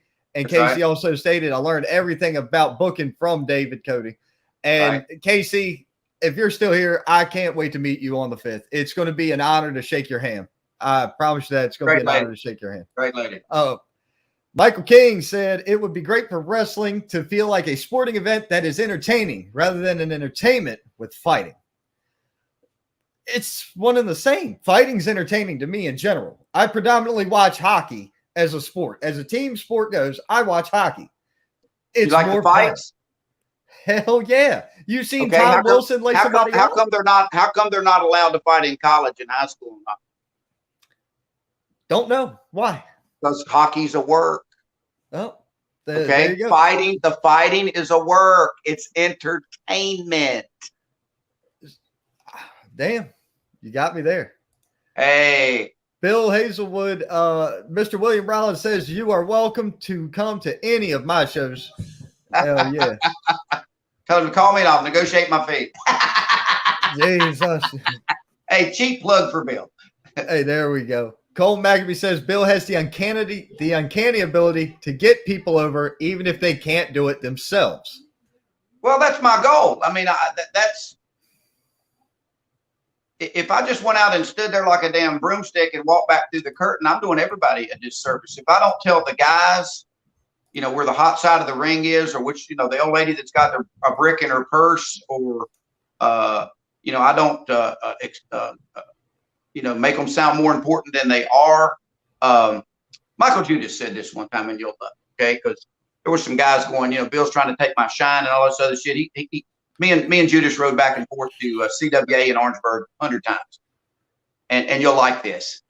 He said, if a referee or an announcer can take anything away from me as a wrestler, I can't get back on my own, meaning the heat or the shine. He said, I need to quit. You're not wrong. That's it. Not wrong. And he's down at NWA knocking it out of the damn park right now. Okay. I try to interact as least as possible because I'm not taking no damn bump. That's not happening. It ain't in the cards. I'm not medically cleared. Well, I don't do it anymore, but I used to. It was fun. I mean, they taught me how to, you know, and they protected me. I mean, like I said, Boomer Payne and Bob Keller and Shane Austin, Jay Eagle. You know, we did a bunch of gimmicks. I was the general manager when I first, or the APW president, and they made we had a clique before the clique came out. Damn. Jake said, man, you are talking so much shit. We got to build a group of people around you because to keep the fans wondering why we're not beating your ass. Okay. I was an amazing heel. Okay. So, you know, I just, the interaction part and all that stuff, it just comes natural to me. So, but I, you know, on that thing I show up, in most shows, don't say much in the dressing room unless I'm asked as far as help and stuff like that. Go out and get into character, get in the car and leave. I don't remember, and this is not burying any promotion, but announcing is my escape from reality, just like it is for the fans. Okay, that curtain opens up and that microphone comes on, I'm there. But when it goes off and I'm in the car 10 minutes down the road, I don't remember shit went on that shit. Man, I just don't. It's like I said earlier, I felt hungover on Saturday at work, and I didn't have a drop of drink all night. Right. I felt when I unwind, when I come home, it takes me an hour to unwind. But when I sleep, I'll sleep for 14 hours after a shift. I couldn't fall asleep right away neither. But you know, I still had to get up for the regular job and go do my thing. Right. But you know, Zach Thomas chimed in. He said, "I assure you, a good ref and announcer are very important." Mr. Thomas, I agree. And he's drawing 600 people, so consider the source. Hey, look, once again, I heard him speak. I know what I heard. And I know how to hear it. You know what I'm saying? I understood the man was speaking, and I understood what he was getting at while he was talking. You learn as somebody who's just there. You know, the announcer, yeah, you got your bit that you got to go out and do. You're in and out the ring all night. But when you're standing there, you're trying to analyze the crowd and see where what is, where who is. Well, and let me and sometimes guys have valid thoughts and valid statements, because let me tell you this too. Okay, I've been on shows where wrestlers are fucking awful and they trying to give other guys advice. Okay, so if a guy's a shitty announcer and he tries to give somebody advice, it's the same thing. You know what I'm saying? So I mean, it's the level of what it is. So if a referee's horrible and he tries to tell the other referee how to be better, that's bullshit. I've seen that happen. Okay, so it's all relevant to the situation. But like I said, I've learned a little bit in 21 years. If I didn't, I'm just retarded. Maybe I am. But you know, I've watched and announced. Okay, because a lot of guys, I've seen it happen. You've been on shows, guys will be on the opening show, they'll get paid, they're gone. They didn't see the main event. They didn't see the mid card. They didn't see the next guy. The main event guys have to stick around to the end, and the announcer has to stick around to the end. So I've announced and seen 5,000 or 6,000 matches. I've learned a few things. I've seen what works. I've heard guys talk about it in the back. Again, some of the most brilliant minds in the world telling these guys, what if you'd have done this and a little bit of that and stuff like that. And guys that have wrestled in front of tens of thousands of people. So I've paid attention. And, you know, if I can pass a little bit of that knowledge on, and I might do it my brash, loudmouth, bad language way. It's just the way I am. I'm not changing for nobody. I'm not going to do it. You know, it's I'm in the twilight years. 2 more years. It's like I tell people, you know, me speaking on here, you're cussing, I'm cussing. Who gives a shit? Nobody cares. The only time I don't do that is when I'm paid not to. Well, that's right. You know what? I told a guy one time, I was in a Mexican restaurant and there was a bar side and there was the restaurant side. And I'd always go over to the bar side and eat because I got bad language. And I was saying something and I'd had a few beers and I used the F word a couple of times or whatever. And this guy come up to me and tapped me on the shoulder. He said, man, you're cussing in front of my kids. And I turned around and I said, man, don't take this the wrong way, but you got your kids in a bar. St. Church. So it's like Rodney Piper said, man, don't throw rocks at the guy with a bazooka. You know, it ain't church. Okay. The restaurant's over there. You got a drink in your hand at the table with your kids in a bar. And you're worried about a guy using bad language in a bar. Because like Corky Frank says, I'm telling you, man, I talk to Corky 4 or 5 times a week about everything but wrestling. In the end, we're all hypocrites. You're not wrong there. Timothy Godfrey chimed in. He said, I always tell people that a ref is just as important as the wrestlers. Look at Shawn Michaels versus Ric Flair at WrestleMania. Charles Robinson sold that match. Well, of course he did. That was his job. You think Charles Robinson comes to a show, somebody pay to get a picture with Charles Robinson? Yeah, I would. Okay, he's a referee. Then the referee needs to be selling gimmicks. There's your answer. There you go. You heard it right there. If an indie guy at an indie show can sell gimmicks, how come an indie ref can't? But I guarantee the same dude that told him not to sell would give Charles Robinson $20 at WrestleCade for a fucking picture. Yeah, you're not wrong. See what's Cole McAbee. The truth. That's how it goes. Cole McAbee states, I've seen refs announcers that have improved the show and some that brought down the quality of a show. They are very important. Casey Leanne said, you can live in someone's head rent free. Oh, yeah. Trust me when I tell you, I've lived in a bunch of people's heads without paying a damn dime. That's Michael right. King said financial freedom is the only real freedom. That's right. And Bill Hazelwood says, Chris Burton says Bill Hazelwood can get over a broomstick that hadn't even left the factory yet. Fighting out of the red corner, being accompanied to the ring by his 10,432 bristles, the new broom. Right. Now, you've been to WrestleManias. You've worked gimmicks at some of the Mania shows, right? No. I thought you had one. I'm going to WrestleCon this year. I'm supposed to go. I've been to WrestleCade a lot. I've never been to Mania. WrestleCon, I was supposed to go when it's in Florida, but it was COVID, and I just wasn't a big fan of it being on the East Coast. I think Dallas will do much better because it's centrally located. But I've been to a lot of conventions. Don't get me wrong, and I've worked with almost every star in the world, but I've never worked the WrestleCon on WrestleMania weekend. But I am this year. Oh, there you go. Okay, so you're going to Dallas for Mania this year. Very cool. Right. Now, so I know you're planning a gimmick for that. You've got the gathering coming up. We've talked about the gathering already. So I guess I'm coming to Charlotte, and we're going to find out how that works. Well, you're invited. Like I said, we'll do a live podcast from the gathering. It's not a big thing. I mean, Marty's, again, super nice guy. He's not going to beat you at the door and beat you in the head with a stick and demand that you buy a ticket or any of that shit. He gets it. He just I think the gathering is being enjoyed so much because Marty is a kind of behind the scenes guy. Gotcha. We'll just have to work out the logistics of the whole thing later on down the line as it gets closer.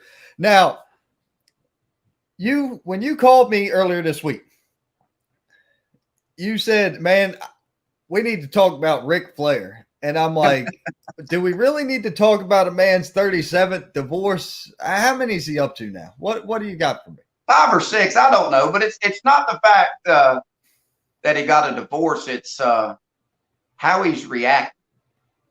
And I'm a huge Ric Flair fan. Okay, I've got 4 pictures that I've taken at the Gathering or the Legends Fest in 20 years, and one of them was with Ric Flair. I didn't pay for it, but I got it. I've never paid for a picture with a star. Screw that.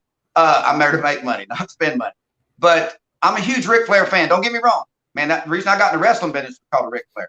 1980, okay, February the 15th. My first wrestling show, Bluefield Auditorium, main event, Greg the Hammer Valentine, Ric Flair for the United States title. They made that title more important than the world title. Okay, and I was real blessed to go back about, I don't know how long it's been, 80, 90, 2010. 35 years later, I announced for big time wrestling in the Bluefield Auditorium. Damn. Mick Foley was on the show, Rock and Roll Express, George South, all of them. So that was pretty cool. Make full circle with that. But it's not the fact that it's Ric Flair and it's a lot of divorces and it's happened before. It's the way he reacted. Friend of mine, Matt Granahan, okay, Suntan Superman, King of Connecticut, Division I wrestler back in the day, MMA fighter in the Florida MMA Hall of Fame, legit badass, okay, gets the wrestling business, been around the wrestling business, gets the gimmick, gets self-promotion, all that stuff. But he also does some marketing for the Berman Law Team, which I'm the director of business development for the Berman Law Team. So here's a cheap plug. Anybody out there been hurt in a car accident or at work, reach out to me. Remember, we don't get squat unless you get a lot. Okay. So he reached out to me, and he'd known Ric Flair for a number of years because Rick had a boat, I think at Lake Norman in Charlotte. There was a place he used to hang out, and Matt bounced there. And Matt's a cool dude, man. He goes straight down the throat of these gorgeous women, and buddy, he beat them off with a club. I mean, just gorgeous women. So him and Rick, kind of bonded on that level. So he reached out to me in December, and his phone had gotten broken. And he said, the Berman Law Team, they have a world-class podcast studio. And they've realized that the future of advertising is podcast. You know, Joe Rogan's got 7.5 million viewers, more than Fox News or CNN put together. So Matt hosts their podcast. So found out the Bermans, a lot of the guys in the office, the lawyers and legal people was a Ric Flair fan. So he wanted to have Ric Flair on the podcast. So I'd gotten Rick booked for the Country Santa years ago in Liberty. So I said, man, I can give you the number that I got for him. I don't know if it's still good but it was. Okay. So he talked to Wendy and he talked to Rick about, coming on board or whatever. And then in the meantime, Ric Flair's Ric Flair. He reaches out to Matt by text and says, hey man, you remember that gorgeous woman you was hanging out with in Colombia and all that stuff? Are you still with her? He said, no, but I'm hanging out with this girl from Jamaica or Colombia. What a beautiful woman. And Rick asked him for some pictures and all that shit. Matt sent him to it. It's Ric Flair. Okay. It's the Nature Boy. 10,000 women. Talks about it on the promo and off of a promo. Betted 10,000 women. I'm sure not all of them were single. So what happens is Rick's wife, Wendy, looks at his phone. Oh, Jesus. Comes unglued. Okay.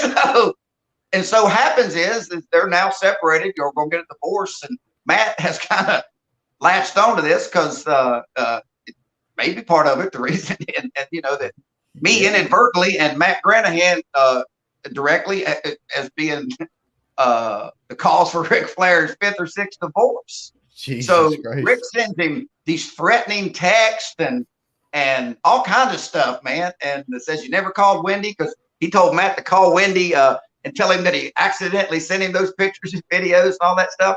And like I interviewed Matt the other day, I always circle back and go, this is not the priest at church that you sent these pictures to and he's being naughty. It's Ric Flair. Okay. It's Ric Flair. So the sad part about it is that Rick is now playing the victim. more divorces than anybody in the Carolinas. So Matt's kind of running with it. And so Matt had Wendy's number. And Matt's a good looking dude, man. He's 6'2", 240 pounds. He, like I said, he's a sun god. He calls himself Sundan Superman. So he sent her a picture of himself in the pool. And Wendy immediately responded, and they got to talking back and forth about maybe having mimosas and all this other stuff. And Wendy does like women do. She showed Rick to make him jealous. Okay. Rick blew a gasket. I mean, he really blew a gasket. So he called Matt from a private number and told him, man, we got to do this. So Rick had mentioned it on his podcast the other day. So Matt is getting all the mileage he can. He's went on the Kevin Sullivan podcast. He went on Hannibal TV. I interviewed him. He's went on Bob Carson's MMA thing. So he's kind of wanting to turn it into an angle, which I think would be great. Okay. Call it Rick's Revenge. You know, we're trying to reach out to a couple promoters, a couple different ideas. You know, if Rick's not available, maybe do a show with where Arn is, you know, where Arn gets revenge for Rick because, you know, Arn was, you know, in the Four Horsemen with him and all this other stuff. Yeah. But it's all true. Okay. It's all true. Rick loses his mind. And I've heard over the years, and again, not burying anybody, hell, it's in everybody's book. Ole Anderson talks about it, how thin-skinned Rick was, you know, that he was, you know, not macho like everybody thought he was. I'm not saying he's not macho, but again, going back to it, it's Ric Flair. Right. Okay? The guy Ric that you would Flair. Okay. It's like Ron Jeremy. Okay. You know, it's not your priest. It's not your preacher. Okay. It's not your neighbor who pretends like he's a Christian. It's Ric Flair. Rick asked him for some pictures. He sent him some pictures. His wife saw it. And now Rick goes, ah! Okay. Jesus so that's the Ric Flair angle. But it's a shoot. And Matt is great at promoting Matt. Well, he and I met several years ago when we were roasting Dan Severn, UFC Hall of Famer and the NWA wrestler, you know. Dan the Beast Severn. Dan the Beast Severn. And I know Dan Severn. I was part of the roast, and me and Matt just clicked. He's me on steroids. I mean, he's not on steroids, but he's jacked up to here as far as the character. But he gets it. You know what I mean? He doesn't mean, and he said this over and over, he doesn't mean any ill will to Rick or Wendy or anything. He wishes them the best and all that stuff. But you know, he's running with it, which I don't blame him. And you know, if Rick was smart, that's $5 million worth of free publicity. But you know, he's just not responding the way that Matt thought he would. You know, but he did respond the way Matt thought he did until he got caught. Yeah. So, you know, a lot of guys go, honey, I'm sorry. Well, are you sorry or are you sorry you got caught? Yeah, exactly. Exactly. And so I'm sure most shoplifters feel the same way. 5-minute rant on Ric Flair. But, and again, you know, I don't risk Rick any ill will or anything like that. So, you know, it is what it is. And it turned out the way it turned out. So, you know, some promoter out there wants to work an angle. I think it's gold. Because, you know, back in the Attitude Era, WWE, you know, Jim Ross had Ball's palsy, and they pushed that a little bit. Ross got in the ring and said, oh, they were taking advantage of it, bringing him good old JR back for pennies on the dollar. Because the fans want to get in your personal life anyways. They do. Yeah. Okay. They all they got to do is have that much, man. They'll run with it. So the whole story is true, except Matt's trying to turn it into some publicity, which he should. And you know, I think it could be a great thing for somebody. So, well, Bell's palsy, not Ball's palsy. Ball's palsy. Maybe my balls have palsy. The Jim Ross Bell's have palsy. Okay. Jesus Christ. Well, hold on. hey! In Bell's palsy, when one of your cheeks do this. Yeah.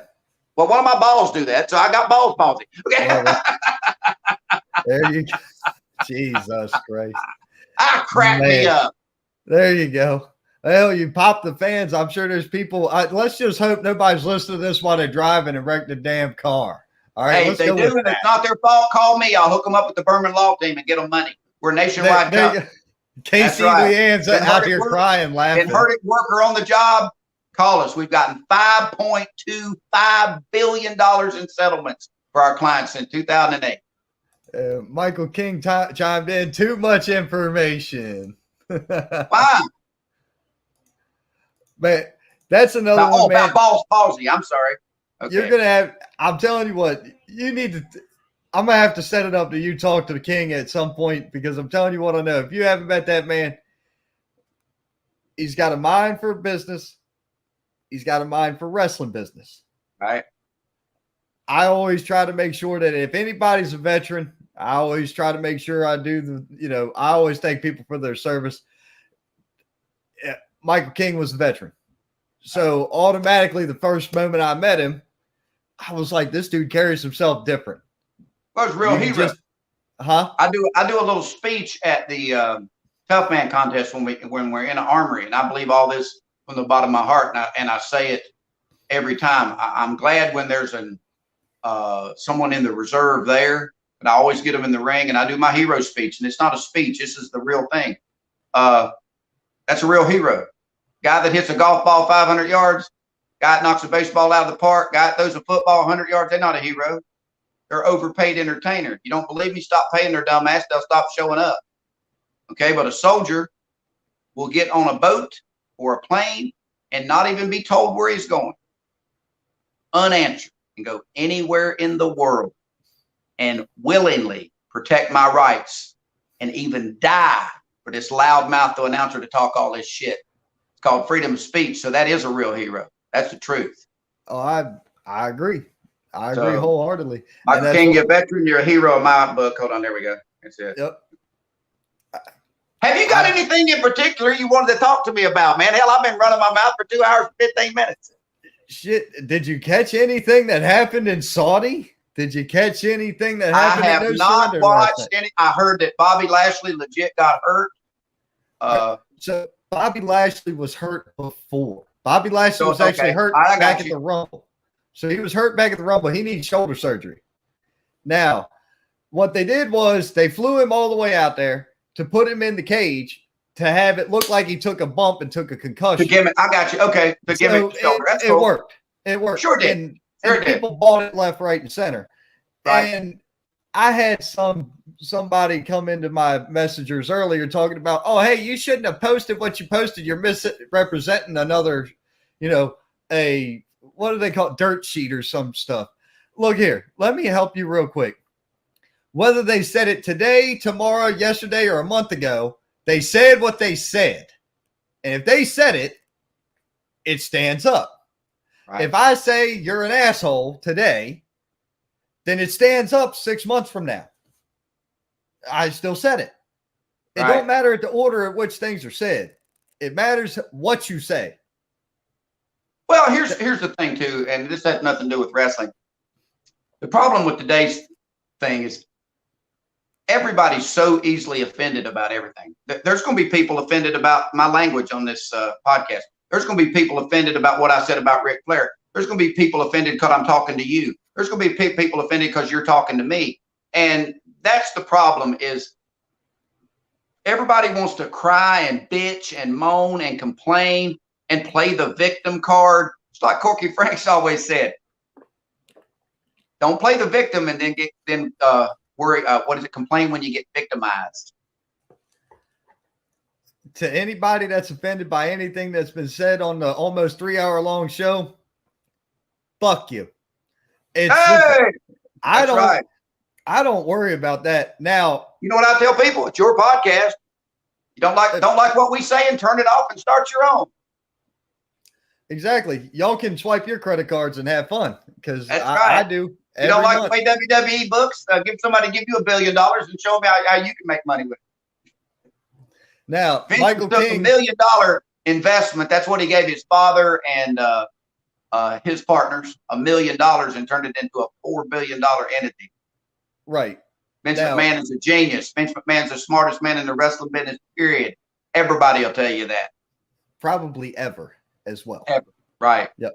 Now, Michael King said you're worth it. So when you thanked him saying he was a hero and all that, he wanted to pop in and say you're worth it. I mean that too, brother. I really do. Michael King, I'm telling you, you want to talk a license to print money, I put you two in the same room and we'd probably kill each other. No. Talk each other to death. We're getting paid. That's the only thing that's coming out of that is a license to print money. Right. Now, he also said you have the constitutional right to be offended, and I won't cheat you out of that opportunity. That's right. Now, Casey Leanne is out here just freaking rolling. She's crying, laughing. And then we got Chris Burton said, I will say this, society is too soft, the end. Burton, you ain't lying, homie. And that's the thing. I don't Here's my favorite line. If you're offended, good. It's going to give you a reason to hate them and keep bashing them and keep talking. Then the next person will say, well, let me see what they're talking about. Exactly. People so often are like, oh, man, Ronda Rousey was never that good in the UFC. Okay. Oh, Conor McGregor's never that good. Okay. So all these people just paid money to watch him lose, but you still paid your money. Doesn't matter if you're that good. Buy a ticket. That's exactly what happened. Well, here's what I tell people. Now, this is my take on here's my take on the UFC. Okay, once Brock Lesnar went up there, I think personally, if he didn't say it, they saw it through his actions after he had that one fight, talked shit and said he was going to go home and get on top of his wife and all that stuff and everything. I think through his actions or directly, he told them, y'all not talking enough shit. Okay, I don't think without Brock Lesnar being there, there would have been a Conor McGregor. Okay, the reason there's a Conor McGregor because he's 5 foot nothing, 100 nothing, and they gave him a microphone and he talked more shit than Chinese radio. Man. Okay, so that was the key. The Floyd Mayweather fight. People say, well, that was a work, and I go, no, it wasn't. It was a perfectly planned and promoted Las Vegas production. They went on the road for like 6 weeks and Conor talked all this bullshit and everything, and the place was sold out, and he sold all these tickets. And they said, well, it took Floyd 9 rounds or 10 rounds or whatever it was to beat him. I said, no, it didn't. Floyd Mayweather's a genius. If he'd have knocked him out in the first round, the fucking place would have rioted. Okay? Exactly. He knew after 9 or 10 rounds that the fans had got their money's worth, so he put his ass out. And look at the post-fight interview. Conor McGregor didn't look like a guy that just got his ass whipped. Conor McGregor looked like a guy that just made $100 million. But he came out there with his own whiskey and his liquor, and they toasted that glass and shit. So it wasn't a work. He didn't take a dive because there was no chance in hell Conor McGregor could whip Floyd Mayweather. And vice versa. Floyd Mayweather would stand no chance in the cage with Conor McGregor. None in his element. Okay? But they talk about Jake Paul. Jake Paul is the greatest boxer in the world right now because the motherfucker's making the most money.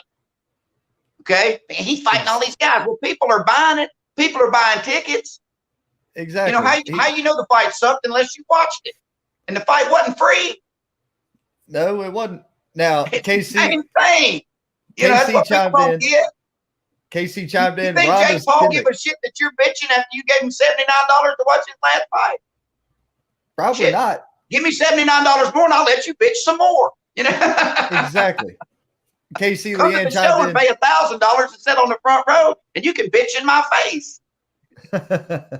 Man, some of them tickets are in the thousands for that front row. Yeah, of course they are. Right. It's insanity.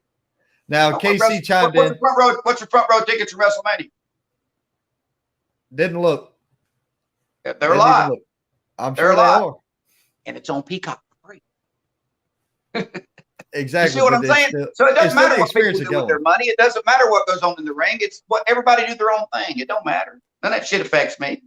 WrestleMania is a bucket list item of mine, but I'm going for the whole week if I go.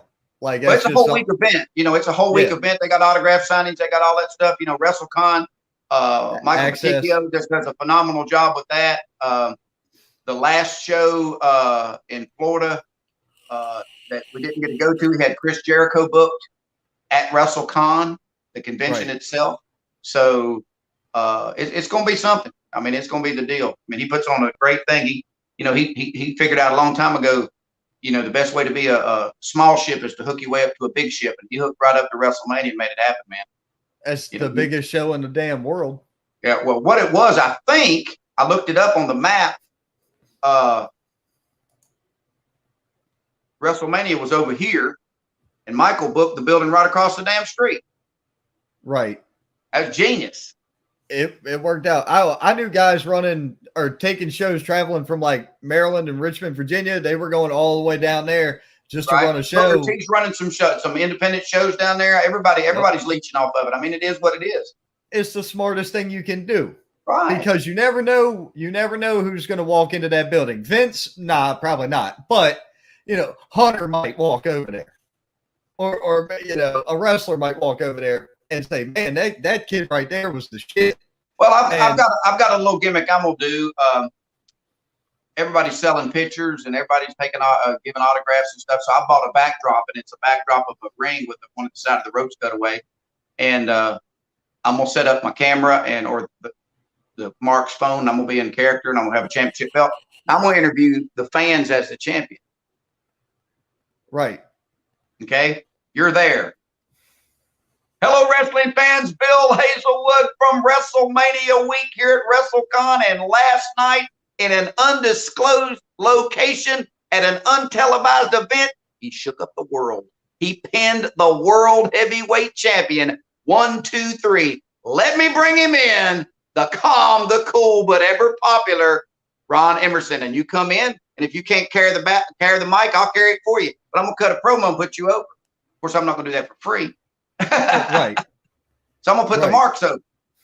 Exactly. Hey man, I've got to go. My phone is going dead. Jesus Christ. All right. Well, we can take it home. One comment to go. Rhonda's gimmick is so unbelievable, but she's getting paid. Exactly. It's a business. It ain't UNICEF. It's a business. Well, all right, wrestling fans, it's been really great. Ron Emerson Walks on Water, his podcast. Next time, tune in with a friend, tune in with an enemy, tune in with your neighbor, tune in with your wife, tune in with your girlfriend, but don't tune in with both of those, but I have seen it cause problems. And remember, we'll see you at the matches. We'll see you at the show. Thank you, Mr. Hazelwood. Thank you, buddy. Thank you, sir. Ladies and gentlemen, I've just sat through 3 hours of the most fun interviews that one could ever have. I think the world of both them guys. A lot of people have variable things to say about them. A lot of people may not be the biggest fans. Some people even scoff at the mention of their names. They're my friends. I've got nothing but love and respect for the both of them. So let's go ahead and break a couple things down. We're going to talk real quick about the events of the weekend. We're going to speak real quickly about the Elimination Chamber over there in Saudi. Let's get right to the meat and potatoes of it. You had the Roman Reigns match, great match against Goldberg. For what it was worth, it was a really good match. Goldberg didn't look like an absolute piece of shit. The guy's in his mid to late 50s, right? Or he's 52. So he's getting there to his mid 50s, and he can still work like that against somebody who can outweigh them, probably outwork them out, just on all sides of the ball, a younger stallion. Really good match. Really good match. Just a great you got to take shit for what it is. I had this conversation with a couple of people at the show Friday night with Mr. William Rollins. I'm not going to name names. I promise. But I spoke with a couple of wrestlers, and I was like, hey, man, I just want to tell you, you did really good. You did really good. And they were like, oh, no, this sucked. I'm like, hold up, stop. The way I look at wrestling is very different from a lot of people, and that's what sets me apart. And that's why some people choose to listen to me more than others. I don't really worry about what you did last week. I don't worry about what you did last month. I could give two shits less. I'm right here, right now, in the moment, and I'm in that moment with you. And in that moment, when you were in that ring, everything you did was what mattered. It's not about what you did last week or how you could have done this better. At the moment, in your timing, in that place, the places of the other, whether it was workers in a multi-man or a worker, just your opponent, or two workers in a tag team, where the ref was, all those little components, people were coming up to me, hey, man, you don't even look happy. My wife straight up stopped him. He's happy. He's not here. He's there. His brain is in that ring, and he's analyzing this entire thing. When the match is over, ask him parts, and you won't understand what he says unless you've been in there, because I don't understand a word he says. And they get it. Now they're like, oh, shit. because he breaks it down a different way. I look at the way the holds are applied. I look at the timing of the holds. I look at the wrestler gets hit in the face and he rolls out the ring. Hey, man, no. You hit me in the face. Was that a closed fist? Ref, are you calling? They're tying the realism to it. You can't tell where the work ends and the shoot begins. And that's where the money is made in this industry. When they did that with Goldberg, I saw so many people, hey, he grabbed the ropes. Well, no shit. What do you think he's going to do? He's holding a near 300-pound man up with his neck. What's he supposed to do? Stand there and do jumping jacks? Get real, Cletus. That ain't how the world works. The dude did what he was supposed to do. The ref called what he was supposed to call. It worked perfectly. And if that is Goldberg's last match, man went out on his shield, and it was worth every dime for him to be there and do that. Whether people like it or not, he put Roman Reigns over. Look at this. We got somebody coming on now. Lord, that Elimination Chamber show was something else. Dude, it was something else, all right. It was something different. It was things people weren't expecting to see. It was things people couldn't understand when they were seeing it. I don't have a problem with what the Saudi government does. Do you know why? Because they're not my government, so I don't give a shit what happens over there. It's not my business. I've learned to mind my own. I stay where I'm at. This is my bubble. This is my house. You know what I'm saying? There's a reason my yard's called the dead zone. It's because not even animals want to cross the property line because they know there's a backhoe out there and it can dig a really good hole. You know, shit runs downhill. Money runs up. Big proponent in all businesses, especially wrestling. The crappier work ends up falling to the wayside. The bigger pops end up going up to higher pops and making even more money.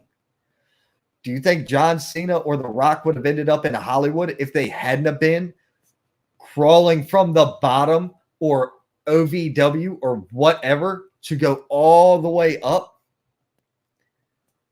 to the main event? Do you think that they'd be doing the things they're doing in Hollywood? John Cena right now has got the #1 show on HBO Max in Peacemaker. Explain that to me if it hadn't happened. Now we got a comment coming in from YouTube. I don't know this cat, but Papa Putty, what's up, buddy? Raw viewership has halved in 5 years. Raw viewership has halved in 5 years per the rating system. My friend, if you've never heard me go on about the rating system, I'm going to do it for you one time real quick. Here's what I got to tell you. The rating system is run by Nielsen. I've been in the cable industry for nearly 20 years of my life. I'm 36 years old, and I've been involved in some form or facet of wiring for nearly 20 years. I've worked in 7, 8, 9 states, the Washington, D.C. area. I don't give a shit. I've worked in $1.8 million homes. I've worked in the Richie neighborhoods. I've worked in the meth labs over here in the Carolinas. It shit don't faze me none. The bottom line is this. In 20 years of dealing with cable and satellite products, I've seen one box that had the Nielsen shit on it that reported the ratings back. You're going to tell me out of all the thousands, tens of thousands, maybe even hundreds of thousands of homes I've stepped in and out of, one box makes sense? It's bullshit. I don't buy it. I don't buy that the rating system is even viable anymore. And I give you another reason why. You have Monday Night Raw, but then you have Hulu putting out the same thing for half the money of a cable bill the very next day. So now you've got Hulu, and then you've got the network, and then you've got the YouTube, and then you've got all these piracy shits. You know, with all the piracy out there, is there anything real anymore? Is any number even tangible? I don't know. I can't say. But I don't think so. So because I don't think there is, I have no real reason to believe in anything the ratings say. Guys, look at it like this. If AEW is drawing 1 million people around the world, then how, when they travel to these cities, could they sell out their shows?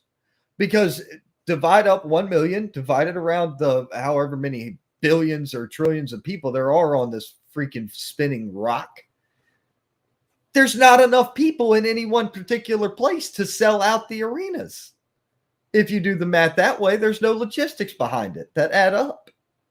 So that's why I don't really go with the ratings thing, pal. But so it has. But their viewerships halved in 5 years, but their revenues have skyrocketed. Explain that. There's no logic to the viewership thing, in my opinion. Now, here we go with Timothy Gabriello show in some areas. Few botches, but was covered up well. Man, you're not lying there at all. Look, going into it, I wanted to see Liv Morgan win. I think she's due for a WrestleMania moment. Now, however, I'm really excited because I know for a fact, and if they change it, it's only because I'm saying it now that they're going to change it to make me wrong, but it's okay. I know somewhere down the line, somebody's pawning my shit off to somebody in the ear of Vinnie Mac or Tony Khan. And, some of my ideas happen to come on TV for some reason. It's really weird. I just wish I was getting just a little piece of that check off of it. Any rate, what I think they're going to do with Bianca Belair is this. The woman's a legit athlete. She's a phenomenal worker. She's getting better in the ring every day, and it's great to see it. Her mic work is improving as long as after she beats Becky. Now, notice I said after she beats Becky. When she beats Becky Lynch for the title at Mania, that will be 2 out of the 4 horsewomen who come up from NXT that she's beaten at WrestleMania main events for titles. So does that mean we're going to be seeing a Charlotte Flair and a Sasha next time? Or she's already beaten Sasha, and now she's going to beat Becky. So who we got? Bayley. So now, Bayley would be next year, and then the 4th one would be Charlotte. God, this just makes sense to me to have one woman beat all 4 of them in main event matches. Could you imagine how over she'd be off that? Wonderful piece of story work they're doing. If that's what they're doing, great. I think that's cool because I can see it now from where I'm sitting that I would love that shit. Don't know about any of you. Hopefully you would. The whole Brock Lesnar thing. Guys, I love AJ Styles. I like Matt Riddle. I think Seth Rollins is improving wonderfully. I'm so happy to see him working safe. It's great. Tell me a bigger draw than Roman versus Brock at the main event of night 2 of WrestleMania.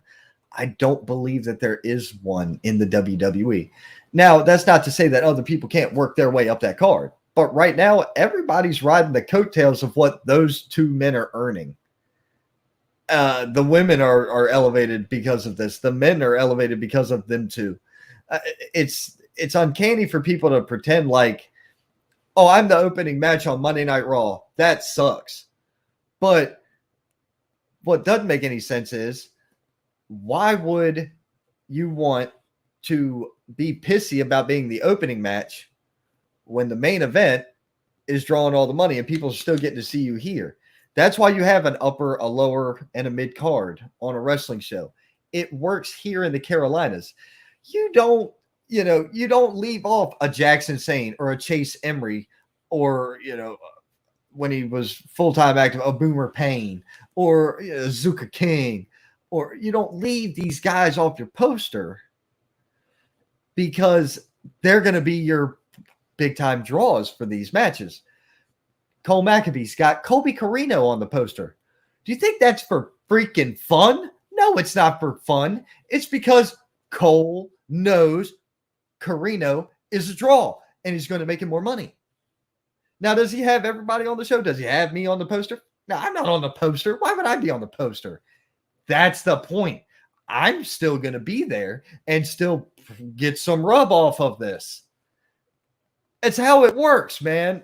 That's how the shows go. Mr. Bill Hazelwood commented, hey, was Bill Hazelwood on your show today? I missed it. Of course you missed it because you were doing it.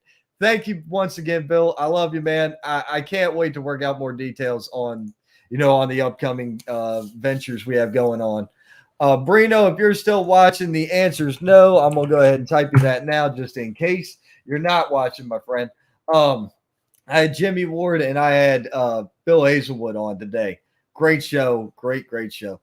What else was there? Oh, the Viking Raiders. Did you really want to see the Viking Raiders take the tag titles when Roman's not going to lose the world or the universal title? Make it make sense to me, for shit's sakes. Like, please make it make sense. things have got to make sense logistically for the stories to work. Now, if Roman loses at Mania and then the very next show they lose, okay, that's a little different. Now they got a gripe. Now they have a power struggle gripe. Well, we had titles when you didn't. But if they all lose it on the same night, well, then they all got to rebuild together. I think the rebuild together on the faction works better than the rebuilding in segregation, because when you're rebuilding separately, you know, you got blocks being put over here and you got bricks being put over here. It just doesn't go up the same and it doesn't match or mesh in the end. It's in the long term. You know, Timothy Godfrey speaks in. I would put Drew on that list of people who can main event, but he won't draw as much. Exactly. I think Drew is phenomenal. Did great work on the indies to reinvent himself, come back stronger and more badass than ever. He still is not the draw yet. And it's not because Vince didn't get behind him. Vince put the belt on him. Don't say Vince didn't get behind him. Don't say Vince didn't get behind Big E. The belt was on Big E. Vince's belt, the WWE title, was on Big E. Not the Universal title, the WWE title. There's a huge difference in those two belts, and people don't realize that.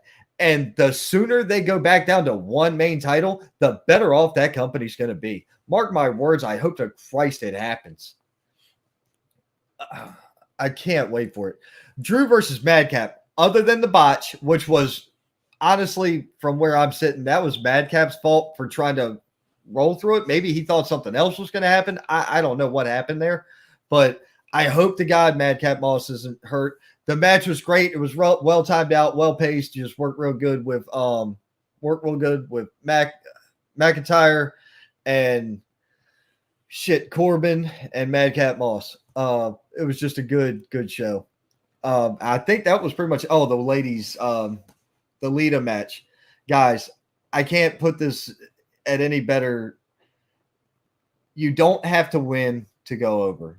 And Lita went out on her shield. And if she never steps foot in a ring again, that'll still be up there in the upper echelon of one of her greatest matches, because she played all the hits. She hit every freaking note. It's escaping me whether or not she did the Lita suicide dive through the ropes. I'm pretty crazy she didn't, but that's kind of escaping me at this point. But, you know, those are the things that matter, man. She hit all the high notes on that, and it was great to see. Wonderful match for Lita. She was super emotional at the end, and she got the standing ovation that she deserved. And people at home, you should have been standing and clapping, even though she wouldn't have heard it. She'd have felt it, and that's what's real, is feeling it. Now moving on, Impact No Surrender from last night. Just it had its interesting twists and turns. Mickey James retaining was awesome. Jonah winning. I figured Jonah's like undefeated there or close to it these days. It works. I'm glad to see that they had a bigger crowd. I was getting really concerned at seeing 30 people in the freaking stands. That was kind of getting annoying with Impact. They're a way bigger company than that, and they could be doing way better than that. Now they got this Ring of Honor clout, the whole Eddie Edwards turn, Moose versus W. Morrissey. I'm not sure W. Morrissey is the right guy to put the belt on. I'm not going to lie. But right now, Matt Cardona and Jordan Grace had the match of the night. And I will say that till I'm blue in the freaking face. Jordan Grace at 25 years old. That young lady is 25 years old. Killer work in the ring. I love to watch her work. Her promo game is on. Her Twitter game is on. If Vince doesn't sign her when her release is up, it's a mistake. I really think that she's worth her weight in gold. I really do. She's a phenomenal athlete. That is another woman that I really believe would give anybody in WWE a run for their money. In my book, she could debut and work Charlotte night one, and it would tell a great story, win, lose, or draw. Preferably draw, so that way we don't get any real bad, stupid comments from, they're booking the queen. It ain't because her last name's Flair. Take her last name away, and she's still a really good worker. I'm not going to sit here and say she's the most attractive thing on the planet. She's not my type. However, she's still a beautiful woman for what she is. And people try to like goad these fuckers into saying, well, plastic is this. Who gives a shit if they want to enhance themselves? That's on them, and they got the money to do it. You're probably pissed off that you can't afford to better yourself. Oh, well. We got the queen for a reason. You're damn right she's the queen for a reason. She is a great wrestler, and not a lot of people give her a lot of shit because she's so great. Who do you think she was taught by? The real Four Horsemen taught her. And God knows who else has been in her ear. She's had every available entity in this industry to leech off of and draw knowledge from. She's going to be a wealth of information. She's going to be that freaking good in the ring. Let's see. Yeah, Mickey James is an amazing worker. Hell yeah, you're right, Tim.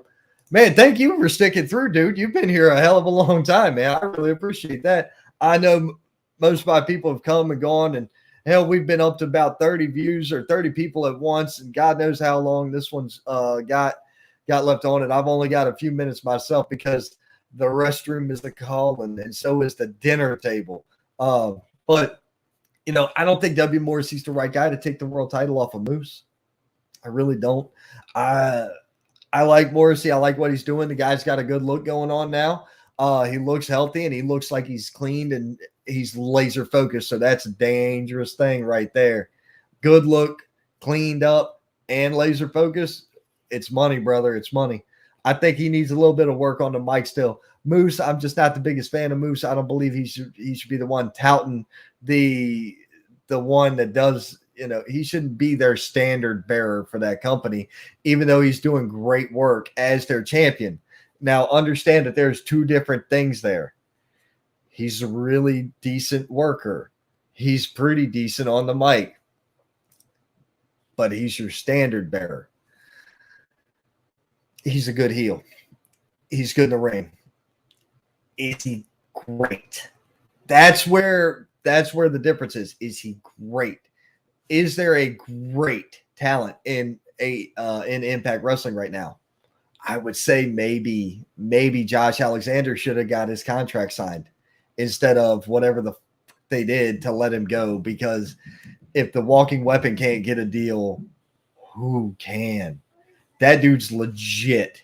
He is so freaking good in the ring. And I didn't like him 4 years ago, couldn't stand him. And I started paying more attention and watching how he worked. And I was just like, oh shit, he really is that good. He really is that good. And then it just dawned on me, man, the kid's money. He can talk kind of, but his in-ring shit is just so sound. I love to watch the kid work. Timmy, you my brother too. I hope you got your license, dude, because I'm going to start making sure to drop, hey, you need a ref, make a phone call. You need a ref, make a phone call. Here's this guy. So if you got your license, you let me know. Fuck it. Let them know right here, right now. Are you licensed to work in South Carolina?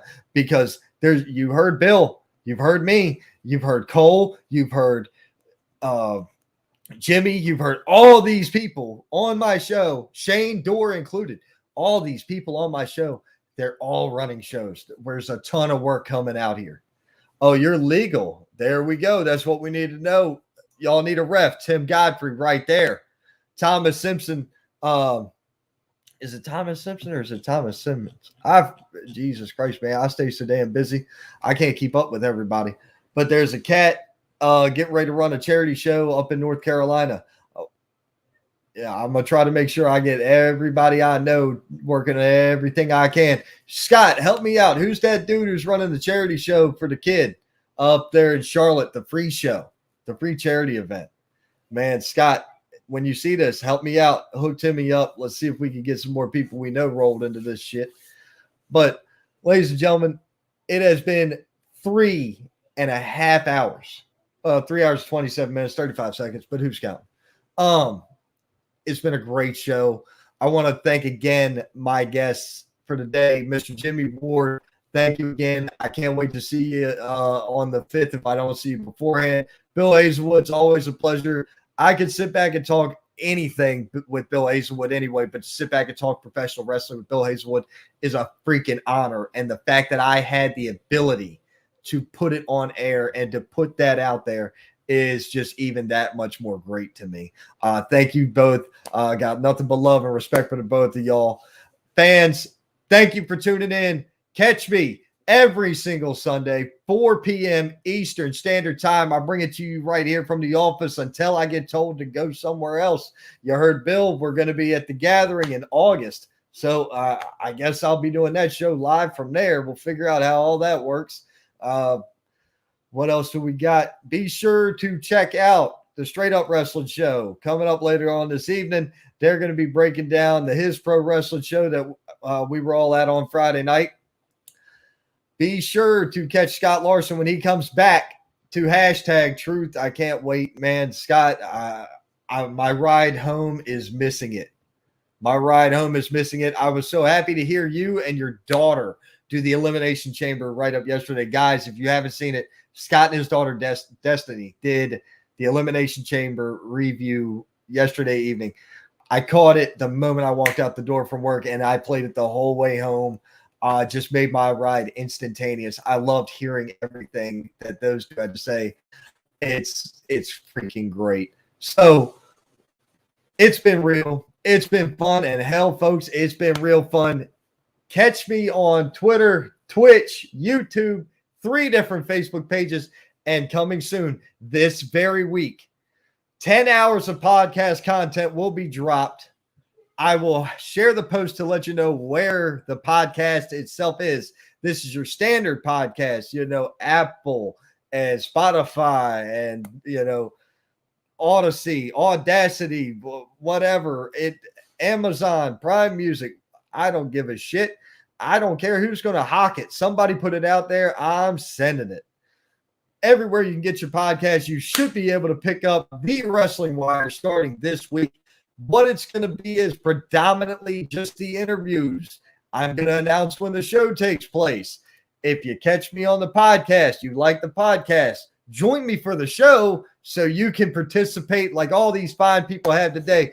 Thank you, Timothy Godfrey. Thank you, Casey, Leanne, Buck Carter, Michael King, Brino Royce, Cole McAbee, Zach Thomas, everybody. I appreciate all of you. Wesley Flasky, my man in VA, my hometown state right there. Chris Burton, Harry Bernard Taylor, William Rollins, his brother Philip Rollins. Guys, thank you all very much for participating. Much love to everybody out there. And thus proclaimed, the Saint.